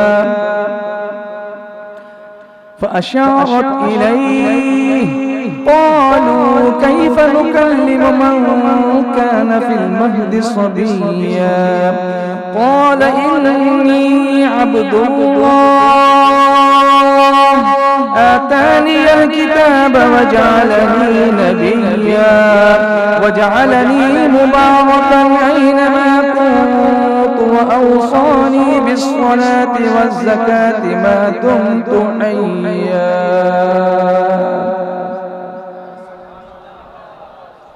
حضرت عیسیٰ علیہ السلام کی پیدائش کا واقعہ ہے. آپ سب جانتے ہیں کہ عیسیٰ علیہ السلام بغیر باپ کے اللہ نے پیدا فرمایا آپ کو، لیکن جب وہ ان کو لے کر کے اپنی قوم کے پاس آئیں، حضرت مریم سیدہ مریم، یہ وہی خاتون ہے جن کا نام قرآن پاک میں اللہ نے بیان فرمایا ہے، سیدہ مریم. تو قوم یہ کہنے لگی کہ اے مریم تو نے بڑی بری بات کی، یہ بچہ کہاں سے آ گیا؟ تمہارا تو ابھی نکاح نہیں ہوا، بچہ کہاں سے آ گیا؟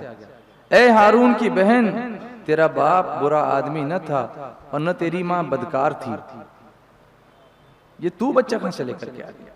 اللہ اکبر. اب دیکھیے کیا ہوتا ہے، قرآن کہتا ہے فَأَشَارَتْ إِلَيْهِ، سیدہ مریم نے بچے کی طرف اشارہ کیا، خود کچھ نہیں بولی، خود کچھ نہیں بولی، بچے کی طرف اشارہ کیا. تو وہ کہنے لگے قالوا کیف نکلم من کان فی المہد صبیا، بولے ہم کیسے بات کریں اس سے جو پالنے میں بھی بچہ ہے، یہ کیا بولیں گے، یہ تو ابھی بچہ ہے. لیکن جیسے ہی انہوں نے یہ کہا، عیسیٰ علیہ السلام جھولے میں بولنے لگے. جب ماں پرہیزگار ہوتی ہے تو ماں کی عزت پر حرف آئے اس سے پہلے بچے کو اللہ زبان عطا فرما دیا کرتا ہے. پرسنالٹی ڈیولپمنٹ کے لیے ماں باپ کی پرسنالٹی کا بھی ویسا ہونا بہت ضروری ہے. اگر ہم یہ سمجھیں کہ ہم جو چاہیں کریں گے بچے نیک ہو جائیں تو یہیں سے ہماری تباہی کا آغاز ہوگا. قرآن اس کی طرف اشارہ کرتا ہے. Everything from genes. تو جینز کا مطلب کہ صرف کھانے پینے کی عادتیں، ٹیسٹ برڈ، یہ سب آ جائے گا آپ کو، اخلاق بھی آئیں گے جینز میں. اگر ماں فاطمہ ہوتی ہے تو بیٹا امام حسین ہوتا ہے. فاشارت الی، تو جواب دیا قال انی عبد اللہ. حضرت عیسیٰ علیہ السلام جھولے میں بولے. حضرت عیسیٰ علیہ السلام، کچھ لوگ بولتے ہیں حضور سجدے میں کیسے بولے، پیدا ہوتے ہی ربی حبلی امتی. تو حضور افضل ہیں یا حضرت عیسیٰ؟ یقیناً تمام انبیاء سے میرے آقا افضل ہیں. تو جب عیسیٰ علیہ السلام جھولے میں بولتے ہیں تو میرے مصطفیٰ آتے ہی امت کے لیے دعا کرنے کے لیے سجدے میں بولتے ہیں. ربی حبلی امتی کہتے ہوئے پیدا ہوئے. حق نے فرمایا کہ بخشا الصلاۃ والسلام.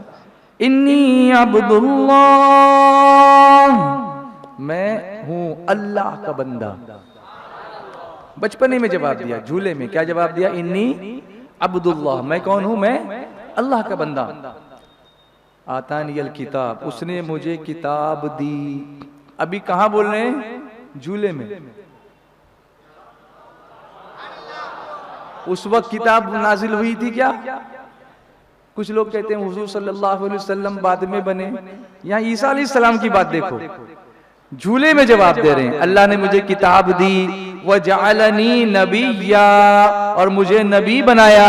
سبحان اللہ. یہاں جھولے میں عیسیٰ علیہ السلام بول رہے ہیں کہ مجھے اللہ نے نبی کیا، مجھے نبی بنایا، مجھے غیب بتانے والا بنا دیا، غیب کی خبریں بتانے والا نبی بنا دیا.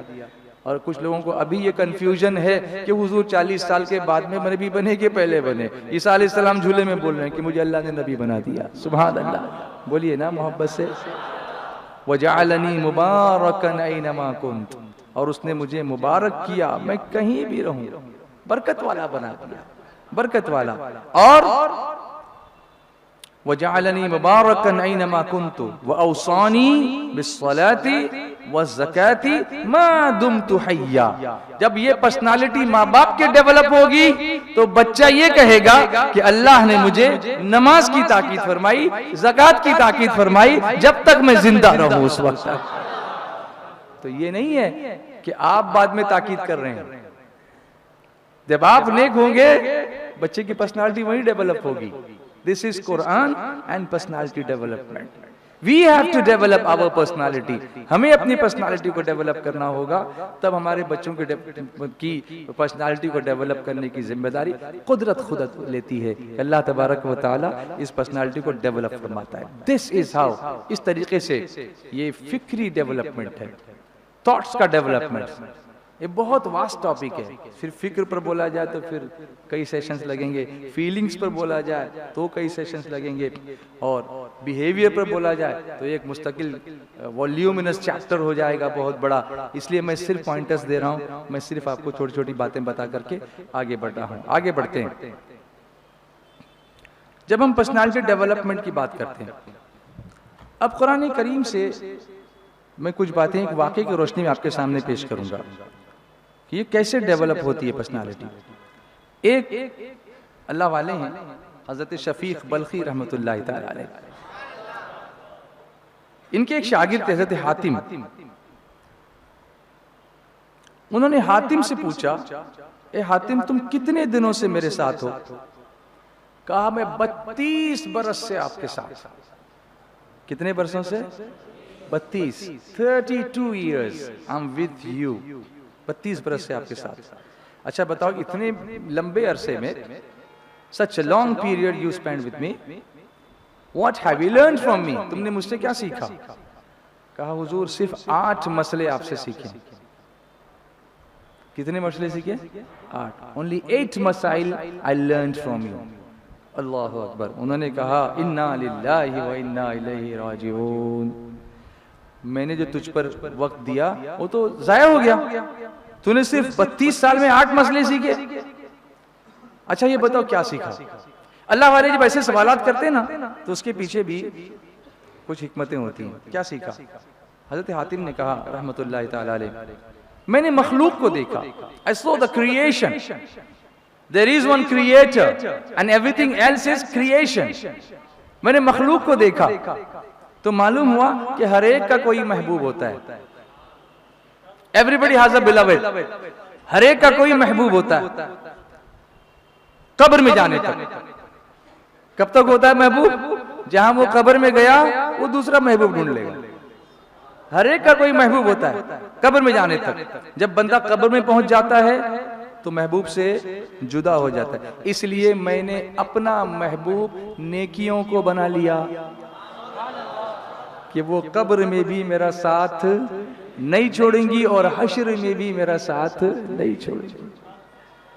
میرا ساتھ نہیں چھوڑیں گی. میں نے نیکیوں کو بنا لیا. نمبر 2، اب ایک مسئلہ یہ سیکھا کہ میں نے نیکیوں کو اپنا محبوب بنا لیا. تو جب نیکیوں کا یہ عالم ہے تو مصطفیٰ کا عالم کیا ہوگا؟ لو مدینے کی تجلی سے لگائے ہوئے، لو مدینے کی تجلی سے لگائے ہوئے، دل کو ہمت لائے انوار بنائے ہوئے، دل کو ہمت لائے انوار بنائے ہوئے. کشتیاں اپنی کشتیاں اپنی کنارے سے لگائے ہوئے، کشتیاں اپنی کنارے سے لگائے ہوئے، کیا وہ ڈوبے کیا وہ ڈوبے جو محمد کے تیرائے ہوئے، کیا وہ ڈوبے جو محمد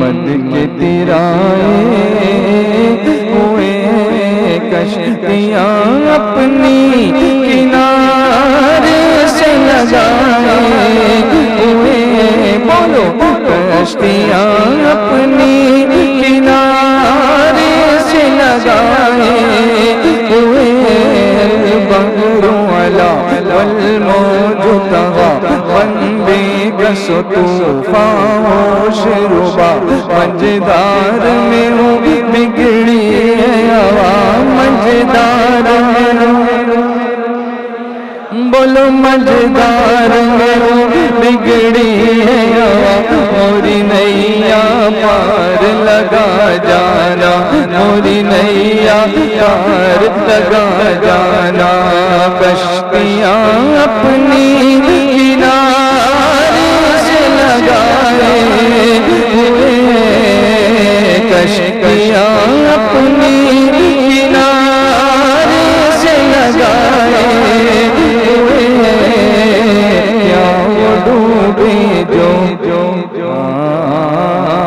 کیا وہ ڈوبے جو محمد کے تیرائے ہوئے لو مدینے کی تجلی سے لگائے ہوئے دل کو امت لئے انوار بنائے ہوئے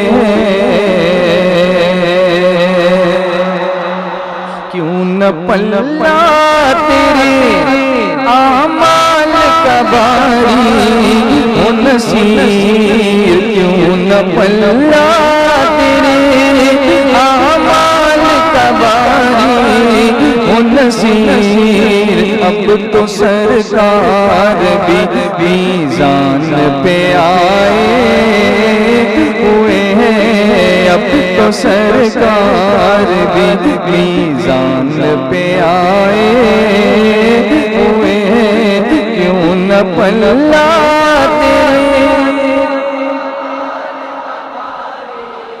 ہو نصیر بولو کیوں نہ پلہ تیرے باری ہو نصیر سچی بات سکھاتے ہیں سیدھی راہ چلاتے ہیں نظر روح میں آسانی دے کلمہ یاد دلاتے ہیں باپ جہاں بیٹے سے بھاگے لطف وہاں فرماتے ہیں ماں اکلوتے کو چھوڑے آہا کہہ کے بلاتے ہیں انا اعطینا کل کوثر ساری کثرت پاتے ہیں قصر دنا تک کس کی رسائی جاتے ہیں آتے ہیں مرقد میں بندوں کو تھپک کر میٹھی نیند سلاتے ہیں کہہ دو رضا سے خوش ہو خوش رہے مژدہ رضا کا سناتے یہ اپنے بھرم سے ہم حلقوں کا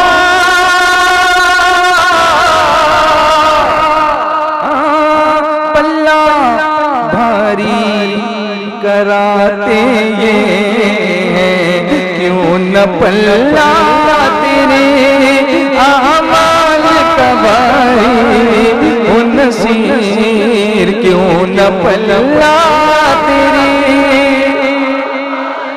باری ہو نصیر اب تو سرکار بھی میزان پہ آئے ہوئے ہیں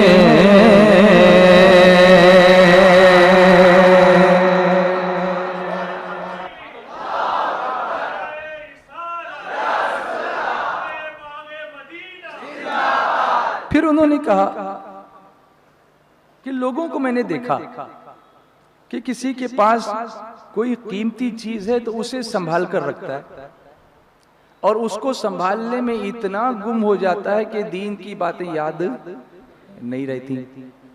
پھر میں نے قرآن میں اللہ کا فرمان پڑھا, لوگوں کو دیکھا کہ قیمتی چیز سنبھالنے میں لگے ہیں, اور اللہ کا فرمان دیکھا تو کیا ہے, اعوذ باللہ من الشیطان الرجیم بسم اللہ الرحمن الرحیم ما عندکم ینفد وما عند اللہ باق. اللہ تعالیٰ فرماتا ہے جو کچھ تمہارے پاس ہے وہ خرچ ہو جائے گا, اور جو اللہ کے پاس ہے وہ ہمیشہ رہے گا. جو ہمارے پاس ہے وہ خرچ ہو جائے گا، اور جو اللہ کے پاس ہے وہ باقی رہے گا۔ تو جو مجھے قیمتی چیز میرے پاس آئی، میں نے اسے اللہ کی طرف بھیج دیا، مال آیا صدقہ کر دیا، کھانا آیا لوگوں کو کھلا دیا، تاکہ وہ کبھی ضائع نہ ہو۔ میں اس کی حفاظت کرنے کی ضرورت نہیں، مجھے حفاظت کرنے کی ضرورت نہیں۔ آدمی اس میں بھی اپنی پرسنالٹی کھو دیتا ہے دولت کو سنبھالنے میں۔ قرآن اس پرسنالٹی کو یوں ڈیولپ کرتا ہے کہ اس کو اللہ کے یہاں بھیج دو، تم بھی محفوظ ہو جاؤ گے، مال بھی محفوظ ہو جائے گا۔ اور اسی میں کتنی پرسنالٹیز تباہ ہو جاتی ہیں۔ قرآن ہماری پرسنالٹی اس طرح ڈیولپ کرتا ہے۔ نمبر 3 انہوں نے فرمایا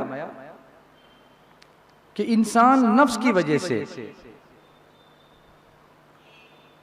بہت ساری برائیوں کا شکار ہوتا ہے، گناہ ہوتے ہیں، چوری کرتا ہے، جھوٹ بولتا ہے، ڈاکہ ڈالتا ہے، نفسانی خواہشات میں پڑتا ہے۔ میں نے پھر اللہ کا کلام پڑھا، Quran and personality development. I'm just giving you the pointers. I'm not going into much details of everything. Just giving you the pointers. Now it's up to you to find out. کیونکہ وقت اتنا میرے پاس نہیں، پھر آپ کو لیٹ بھی ہو جاتا ہے جانے کے لیے، اس لیے اللہ تعالیٰ فرماتا ہے اعوذ باللہ من الشیطان الرجیم بسم اللہ الرحمن الرحیم وَأَمَّا مَنْ خَافَ مَقَامَ رَبِّهِ وَنَهَى النَّفْسَ عَنِ الْهَوَىٰ فَإِنَّ الْجَنَّةَ هِيَ الْمَأْوَىٰ۔ اللہ فرماتا ہے اور جو اپنے رب کے حضور کھڑا ہونے سے ڈرا اور نفس کو خواہش سے روکا تو بے شک جنت ہی ٹھکانہ ہے۔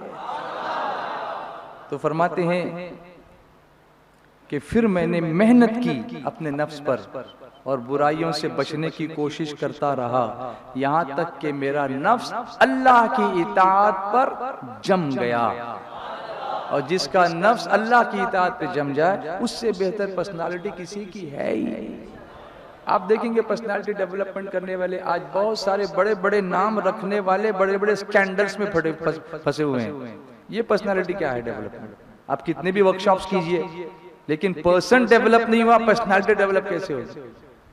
If you don't develop yourself as a person, you cannot develop your own personality. And if you cannot develop your own personality, how are you going to develop the society? آپ نہیں کر سکتے۔ خود کی ذات سے اس کو شروع کرنا ہے۔ نہى النفس عن الهوى۔ اس کے بعد فرماتے ہیں نمبر 4، میں نے یہ دیکھا کہ لوگ دنیاوی مال، حسب و نسب، دنیاوی عزت، منصب، ان چیزوں میں پڑے ہوئے ہیں۔ مال جیسے بھی آئے، حرام کا ہے کہ حلال کا ہے کہ چوری کا ہے کہ ڈاکے کا ہے کہ انٹرسٹ کا ہے کہ سود کا ہے، پتہ نہیں کسی چیز کا، لیکن آنے دو۔ کھانا آ رہا ہے، ارے ٹھیک ہے بوٹی تو آپ سے آ گئی ہے، اس میں کچھ حرج نہیں ہے، میں نے تو کچھ دیکھا نہیں ہے، کر رہے ہیں۔ اللہ ماشاءاللہ، سب کی بات نہیں، اللہ کے نیک بندے بھی موجود ہیں جن کی وجہ سے اللہ ہم پہ رحم کر رہا ہے، سب کی بات نہیں، مگر عام طور پر ایسا دیکھنے کو ملتا ہے آج کل کے دور میں۔ دنیاوی جاہ و منصب،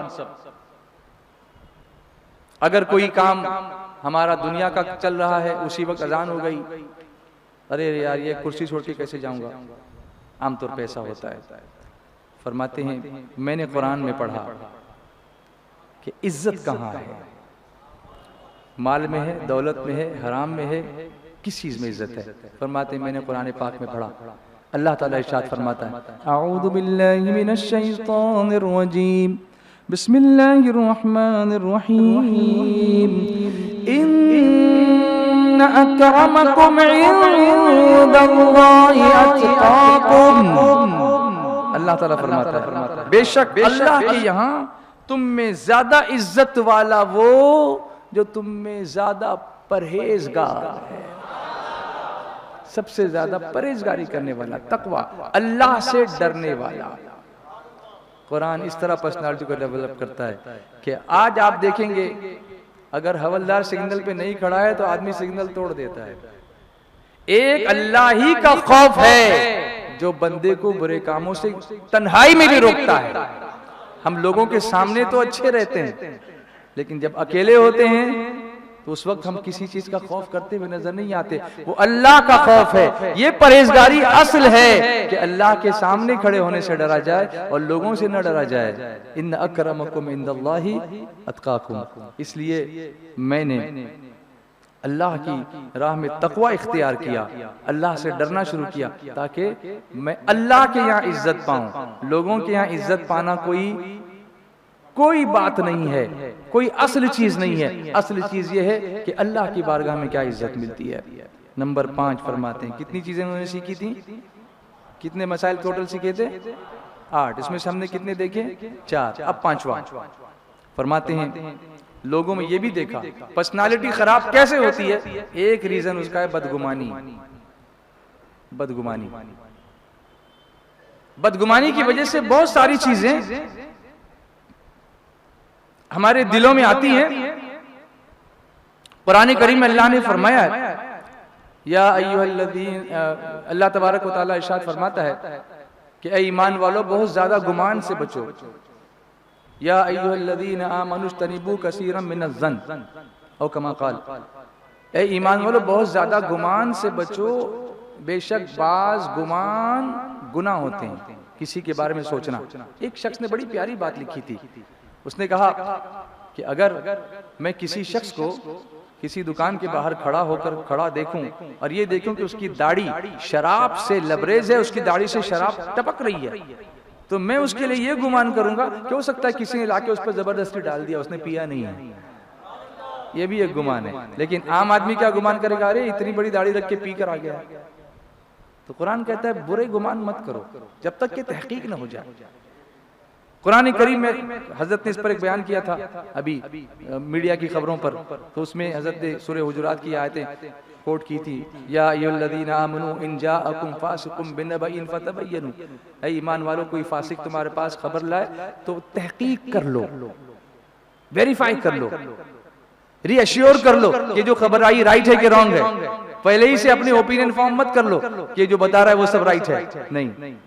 تو فرمایا کہ بہت سارے لوگ بدگمانی کرتے ہیں, ایک دوسرے کو برا کہتے ہیں, لیکن دوسری طرف اللہ تبارک و تعالی نے کیا ارشاد فرمایا.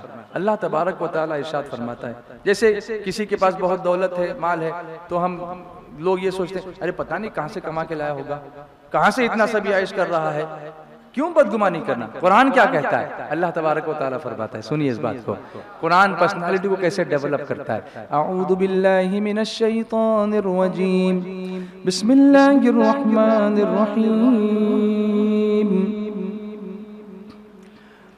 اہم یقسمون رحمت ربک نحن قسمنا بینہم معیشتہم فی الحیاۃ الدنیا. سنو اس کا مطلب, اس کا ترجمہ.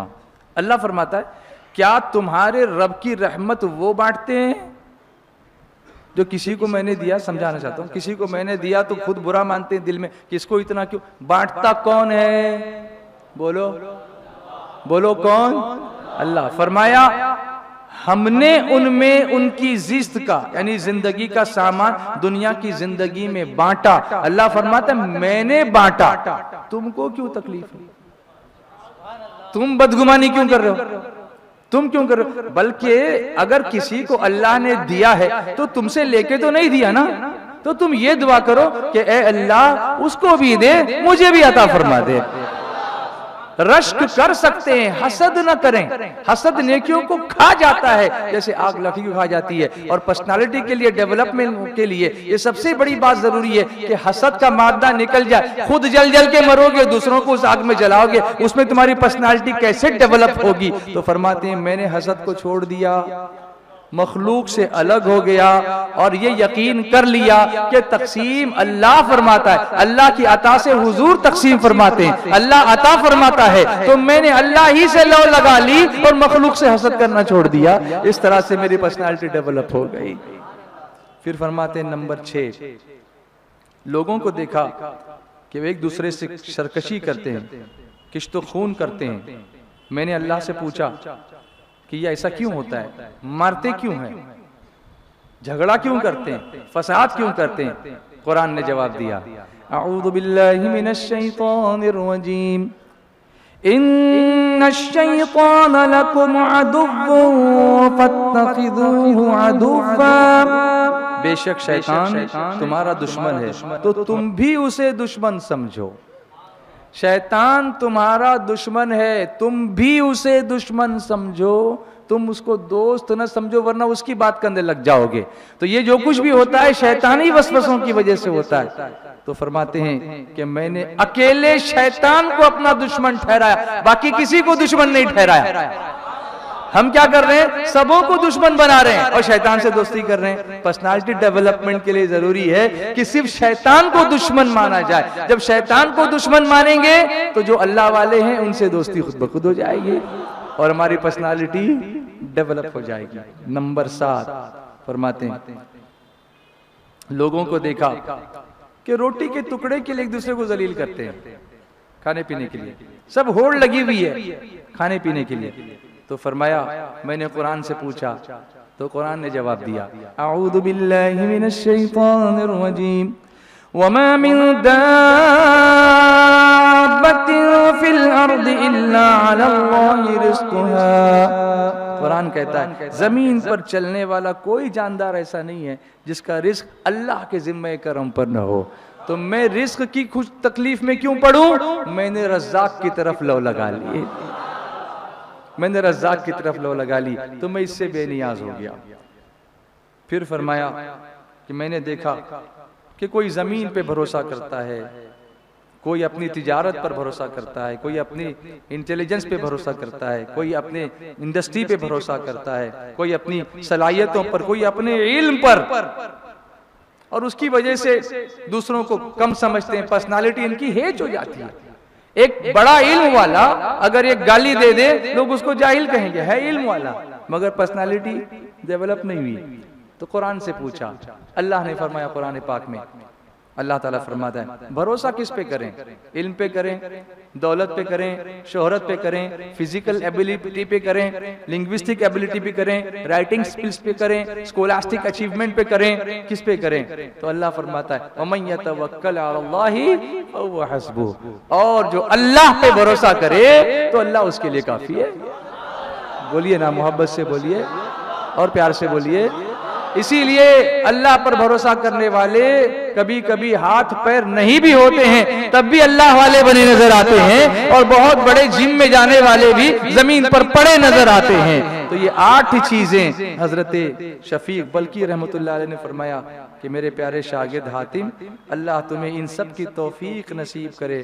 میں نے قرآن کے علوم کو دیکھا تو میں نے ان سب کی اصل جڑ انہی 8 مسائل کو دیکھا.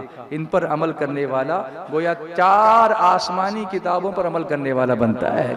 توریت شریف، انجیل شریف، زبور شریف اور قرآن شریف. قرآن تو وہ کتاب ہے منزلنا علیک الکتاب تبیان لکل شیء. اللہ ہماری پرسنالٹی کو قرآن کریم کے مطابق ہمیں ڈیولپ کرنے کی توفیق عطا فرمائے. وما علینا الا البلاغ. السلام علیکم ورحمۃ اللہ وبرکاتہ.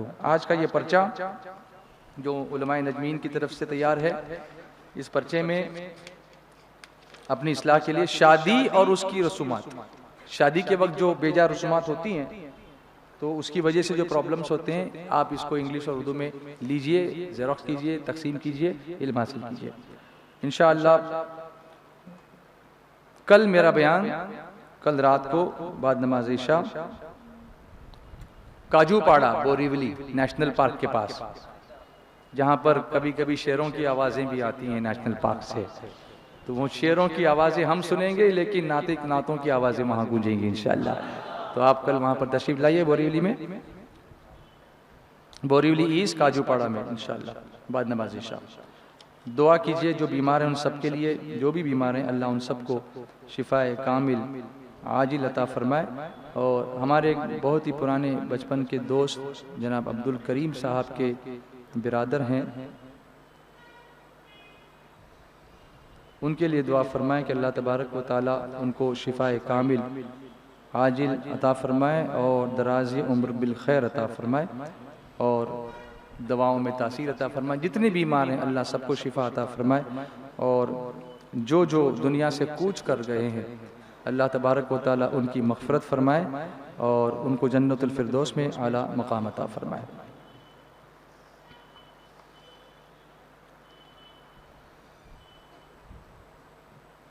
آئیے مختصر ذکر کرتے ہیں، اس کے بعد دعا کر کے صلاۃ و سلام پڑھتے ہیں۔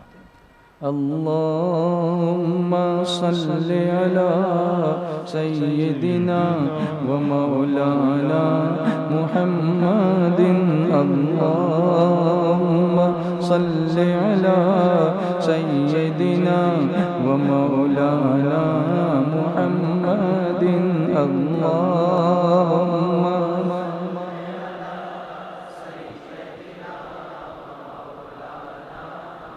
ایک اعلان یہ بھی ہے کہ انشاءاللہ ہر سال کی طرح اس سال بھی UAE میں دبئی میں سنی دعوت اسلامی کا سالانہ اجتماع، یہ ہمارا 6واں سالانہ اجتماع انشاءاللہ ہوگا شارجہ کرکٹ اسٹیڈیم پر المدینہ کرکٹ اکیڈمی کے گراؤنڈ پر انشاءاللہ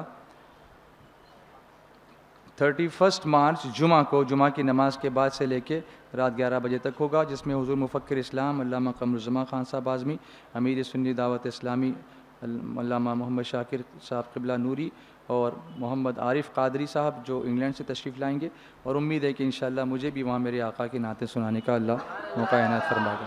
اجمیر شریف کے قافلوں کے لیے جن لوگوں نے ابھی تک اپنے ڈیٹیلز نہیں دیے ہیں وہ شورا کے ذمہ داروں سے ملاقات کریں، اور اجمیر شریف کے عرس میں آپ تمام حضرات بھی شرکت فرمانے کے لیے ابھی سے تیاریاں کر لیں۔ حسنین کریمین تربیتی سینٹر پر 17 اپریل سے جو اسٹوڈنٹس کے لیے تربیتی کیمپ لگنے والا ہے، اس کے لیے آپ جلدی سے جلدی نام لکھا دیجئے۔ SSC کے ایگزام پورے ہونے والے ہیں، 12th کے ایگزام ہو چکے ہیں، گریجویشن کے ایگزام کچھ ہوئے ہیں، کچھ چل رہے ہیں، تو ان اسٹوڈنٹس کو چاہیے کہ تربیتی سینٹر پر اپنا وقت ضرور بتائیں اور وہاں پر جا کر کے اپنی دنیا اور آخرت کو سنوارنے کی کوشش کریں۔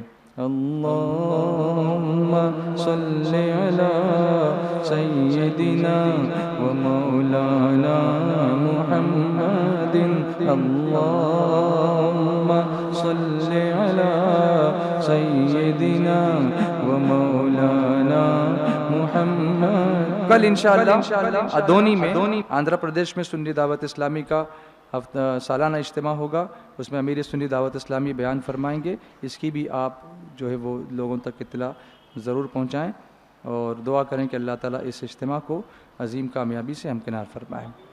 وَعَلَىٰ آلِهِ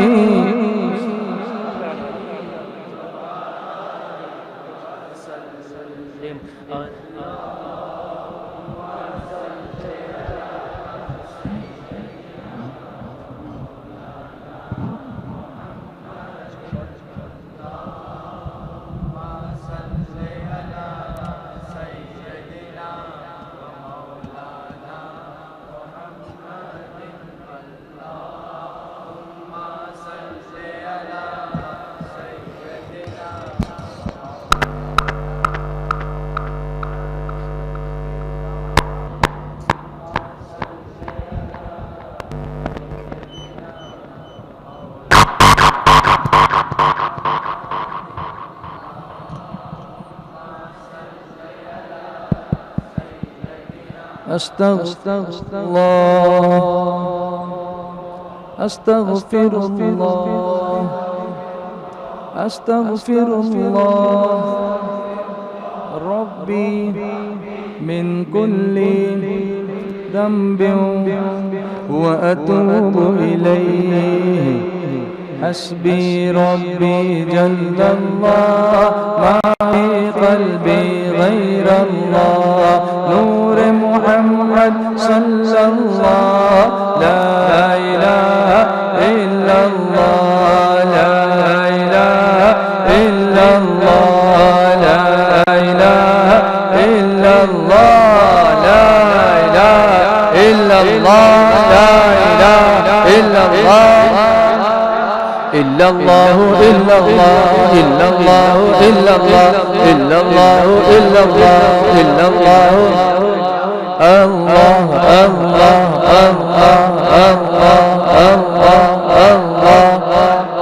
الله الله الله الله الله الله لا إله إلا illallah Muhammadur Rasulullah sallallahu ta'ala alayhi wa sallam. Mawlaya salli wa sallim daiman abadan ala habibika khairil khalqi kullihim. شمع رسالت کے پروانوں، سنہری جالیوں کے سامنے کھڑے ہو کر اپنے گناہوں پر نادم ہوتے ہوئے تصور کریں کہ ہمارے آقا صلی اللہ علیہ وسلم کے سامنے ہم حاضر ہیں. کیا منہ دکھائیں گے، کیا چہرہ بتائیں گے، کیسے بات کریں گے، کیسے حال دل سنائیں گے؟ مگر پھر امام اہل سنت نے ڈھارس دی، تجھ سے جو منہ چھپاؤں کروں کس کے سامنے، تجھ سے جو منہ چھپاؤں کروں کس کے سامنے، کیا اور کسی سے بھی توقع نظر کی ہے؟ آئیے، گناہگار ہیں ہم، سیاہ کار ہیں ہم، لیکن جیسے بھی ہیں ہمارا میرے آقا کے سوا سے ہی کون؟ آؤ درود و سلام پیش کریں، سرکار ضرور کرم فرمائیں گے. الصلاة والسلام علیکہ یا رسول اللہ، الصلاة والسلام علیکہ یا حبیب اللہ، الصلاة والسلام علیکہ یا نبی اللہ، وعلا آلک و اصحابک یا نور اللہ. السلام علیکہ یا امیر المؤمنین سیدنا ابا بکر صدیق رضی اللہ تعالیٰ عنہ. السلام علیکہ یا امیر المؤمنین سیدنا عمر بن الخطاب رضی اللہ تعالیٰ عنہ. واپس اپنے آقا کی بارگاہ میں ہاتھ اٹھا کر دعا کریں اور توبہ کریں. استغفر اللہ، استغفر اللہ، استغفر اللہ ربی من کل ذنب واتوب الیہ. اب شفاعت کی بھیک مانگیں. نسألک الشفاعت یا رسول اللہ، نسألک الشفاعت یا حبیب اللہ. یا رسول اللہ انظر حالنا، یا حبیب اللہ اسمع قولنا، اننا فی بحر ہم مغرق خذ یدی سہل لنا اشکالنا. نہیں ہے کوئی دنیا میں ہمارا یا رسول اللہ، ہمیں بس آپ ہی کا ہے سہارا یا رسول اللہ. عیاں ہے آپ پر سب کچھ، زبان سے کیا کہیں اپنی، بڑی مشکل سے ہوتا ہے گزارا یا رسول اللہ. ہمارا دامن امید بھی خوشیوں سے بھر جائے، ادھر بھی ایک نظر کر دو خدا را یا رسول اللہ. میرے سرکار نگاہ کرم فرما دے، امت کے حال پر رحم کی نظر فرما دے، امت کے لیے فتح و نصرت کی دعا فرما دے. آقا ہم سب کے لیے حفاظت کی دعا فرما دے. آقا ہم سب کے لیے کامیابی کی، ہم سب کے لیے مدینے کی حاضری کی دعا فرما دے. سرکار اپنا روضہ انور دکھائیے، ہم درد کے ماروں کو بھی طیبہ بلائیے. آئیے اللہ کی بارگاہ میں اپنے آقا کے وسیلے سے مانگتے ہیں. الحمدللہ رب العالمین والصلاة والسلام على سيدنا وسيد الأنبياء والمرسلين وعلى آله وأصحابه أجمعين. اللهم ربنا آتنا في الدنيا حسنة وفي الآخرة حسنة وقنا عذاب النار وأدخلنا الجنة مع الأبرار يا عزيز يا غفار يا رب العالمين. یا اللہ کرم فرما، اے اللہ ہمارے گناہوں کو معاف فرما، ہمیں اپنی شخصیت کو تیرے محبوب کی شخصیت سے متاثر ہو کر ان کے اسوہ حسنہ کے مطابق ڈھالنے کی توفیق عطا فرما. بے شک تو نے فرمایا لقد کان لکم فی رسول اللہ اسوۃ حسنہ، بے شک رسول اللہ کی زندگی تمہارے لیے بہترین نمونہ ہے. اے اللہ ان کے مطابق زندگی گزارنے کی توفیق عطا فرما، بے نمازیوں کو نماز کا شوق عطا فرما. اے اللہ ہمارے ٹوٹے پھوٹے سجدوں کو قبول فرما، بیماروں کو شفا عطا فرما، بے روزگاروں کو روزگار نصیب فرما، بچوں اور بچیوں کو امتحان میں بہترین کامیابی عطا فرما، نیک رشتے عطا فرما، والدین کا درد دور فرما دے، بچوں کو نیک اور صالح بنا دے. ہماری سوسائٹی میں اخلاق کا رواج عام فرما دے، بد اخلاقی سے ہمیں بچنے کی توفیق عطا فرما، گالی گلوچ سے بچا، غیبت سے بچا، حسد سے بچا، کینے سے بچا، بدگمانی سے بچا، حرام حرام کاموں سے بچا، حرام روزی سے بچا، حلال رزق عطا فرما، برکت والا رزق عطا فرما۔ اللہم اکفنا بحلالک عن حرامک واغننا بفضلک عمن سواک۔ یا اللہ بیماروں کو شفا عطا فرما، اور بے روزگاروں کو روزگار نصیب فرما، اور مرحومین کی مغفرت فرما، اور تیرے محبوب کی شفاعت نصیب فرما، اور سب کی جائز مرادیں پوری فرما۔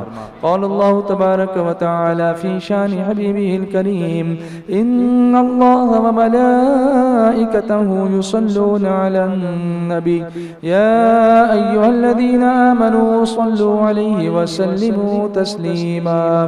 صلی اللہ علی النبی الامی وآلہ صلی اللہ علیہ وسلم صلاة وسلام علیک یا رسول اللہ۔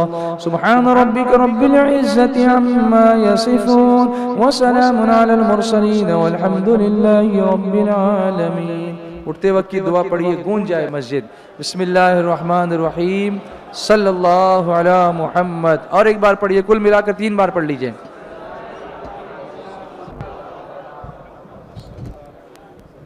بسم اللہ الرحمن الرحیم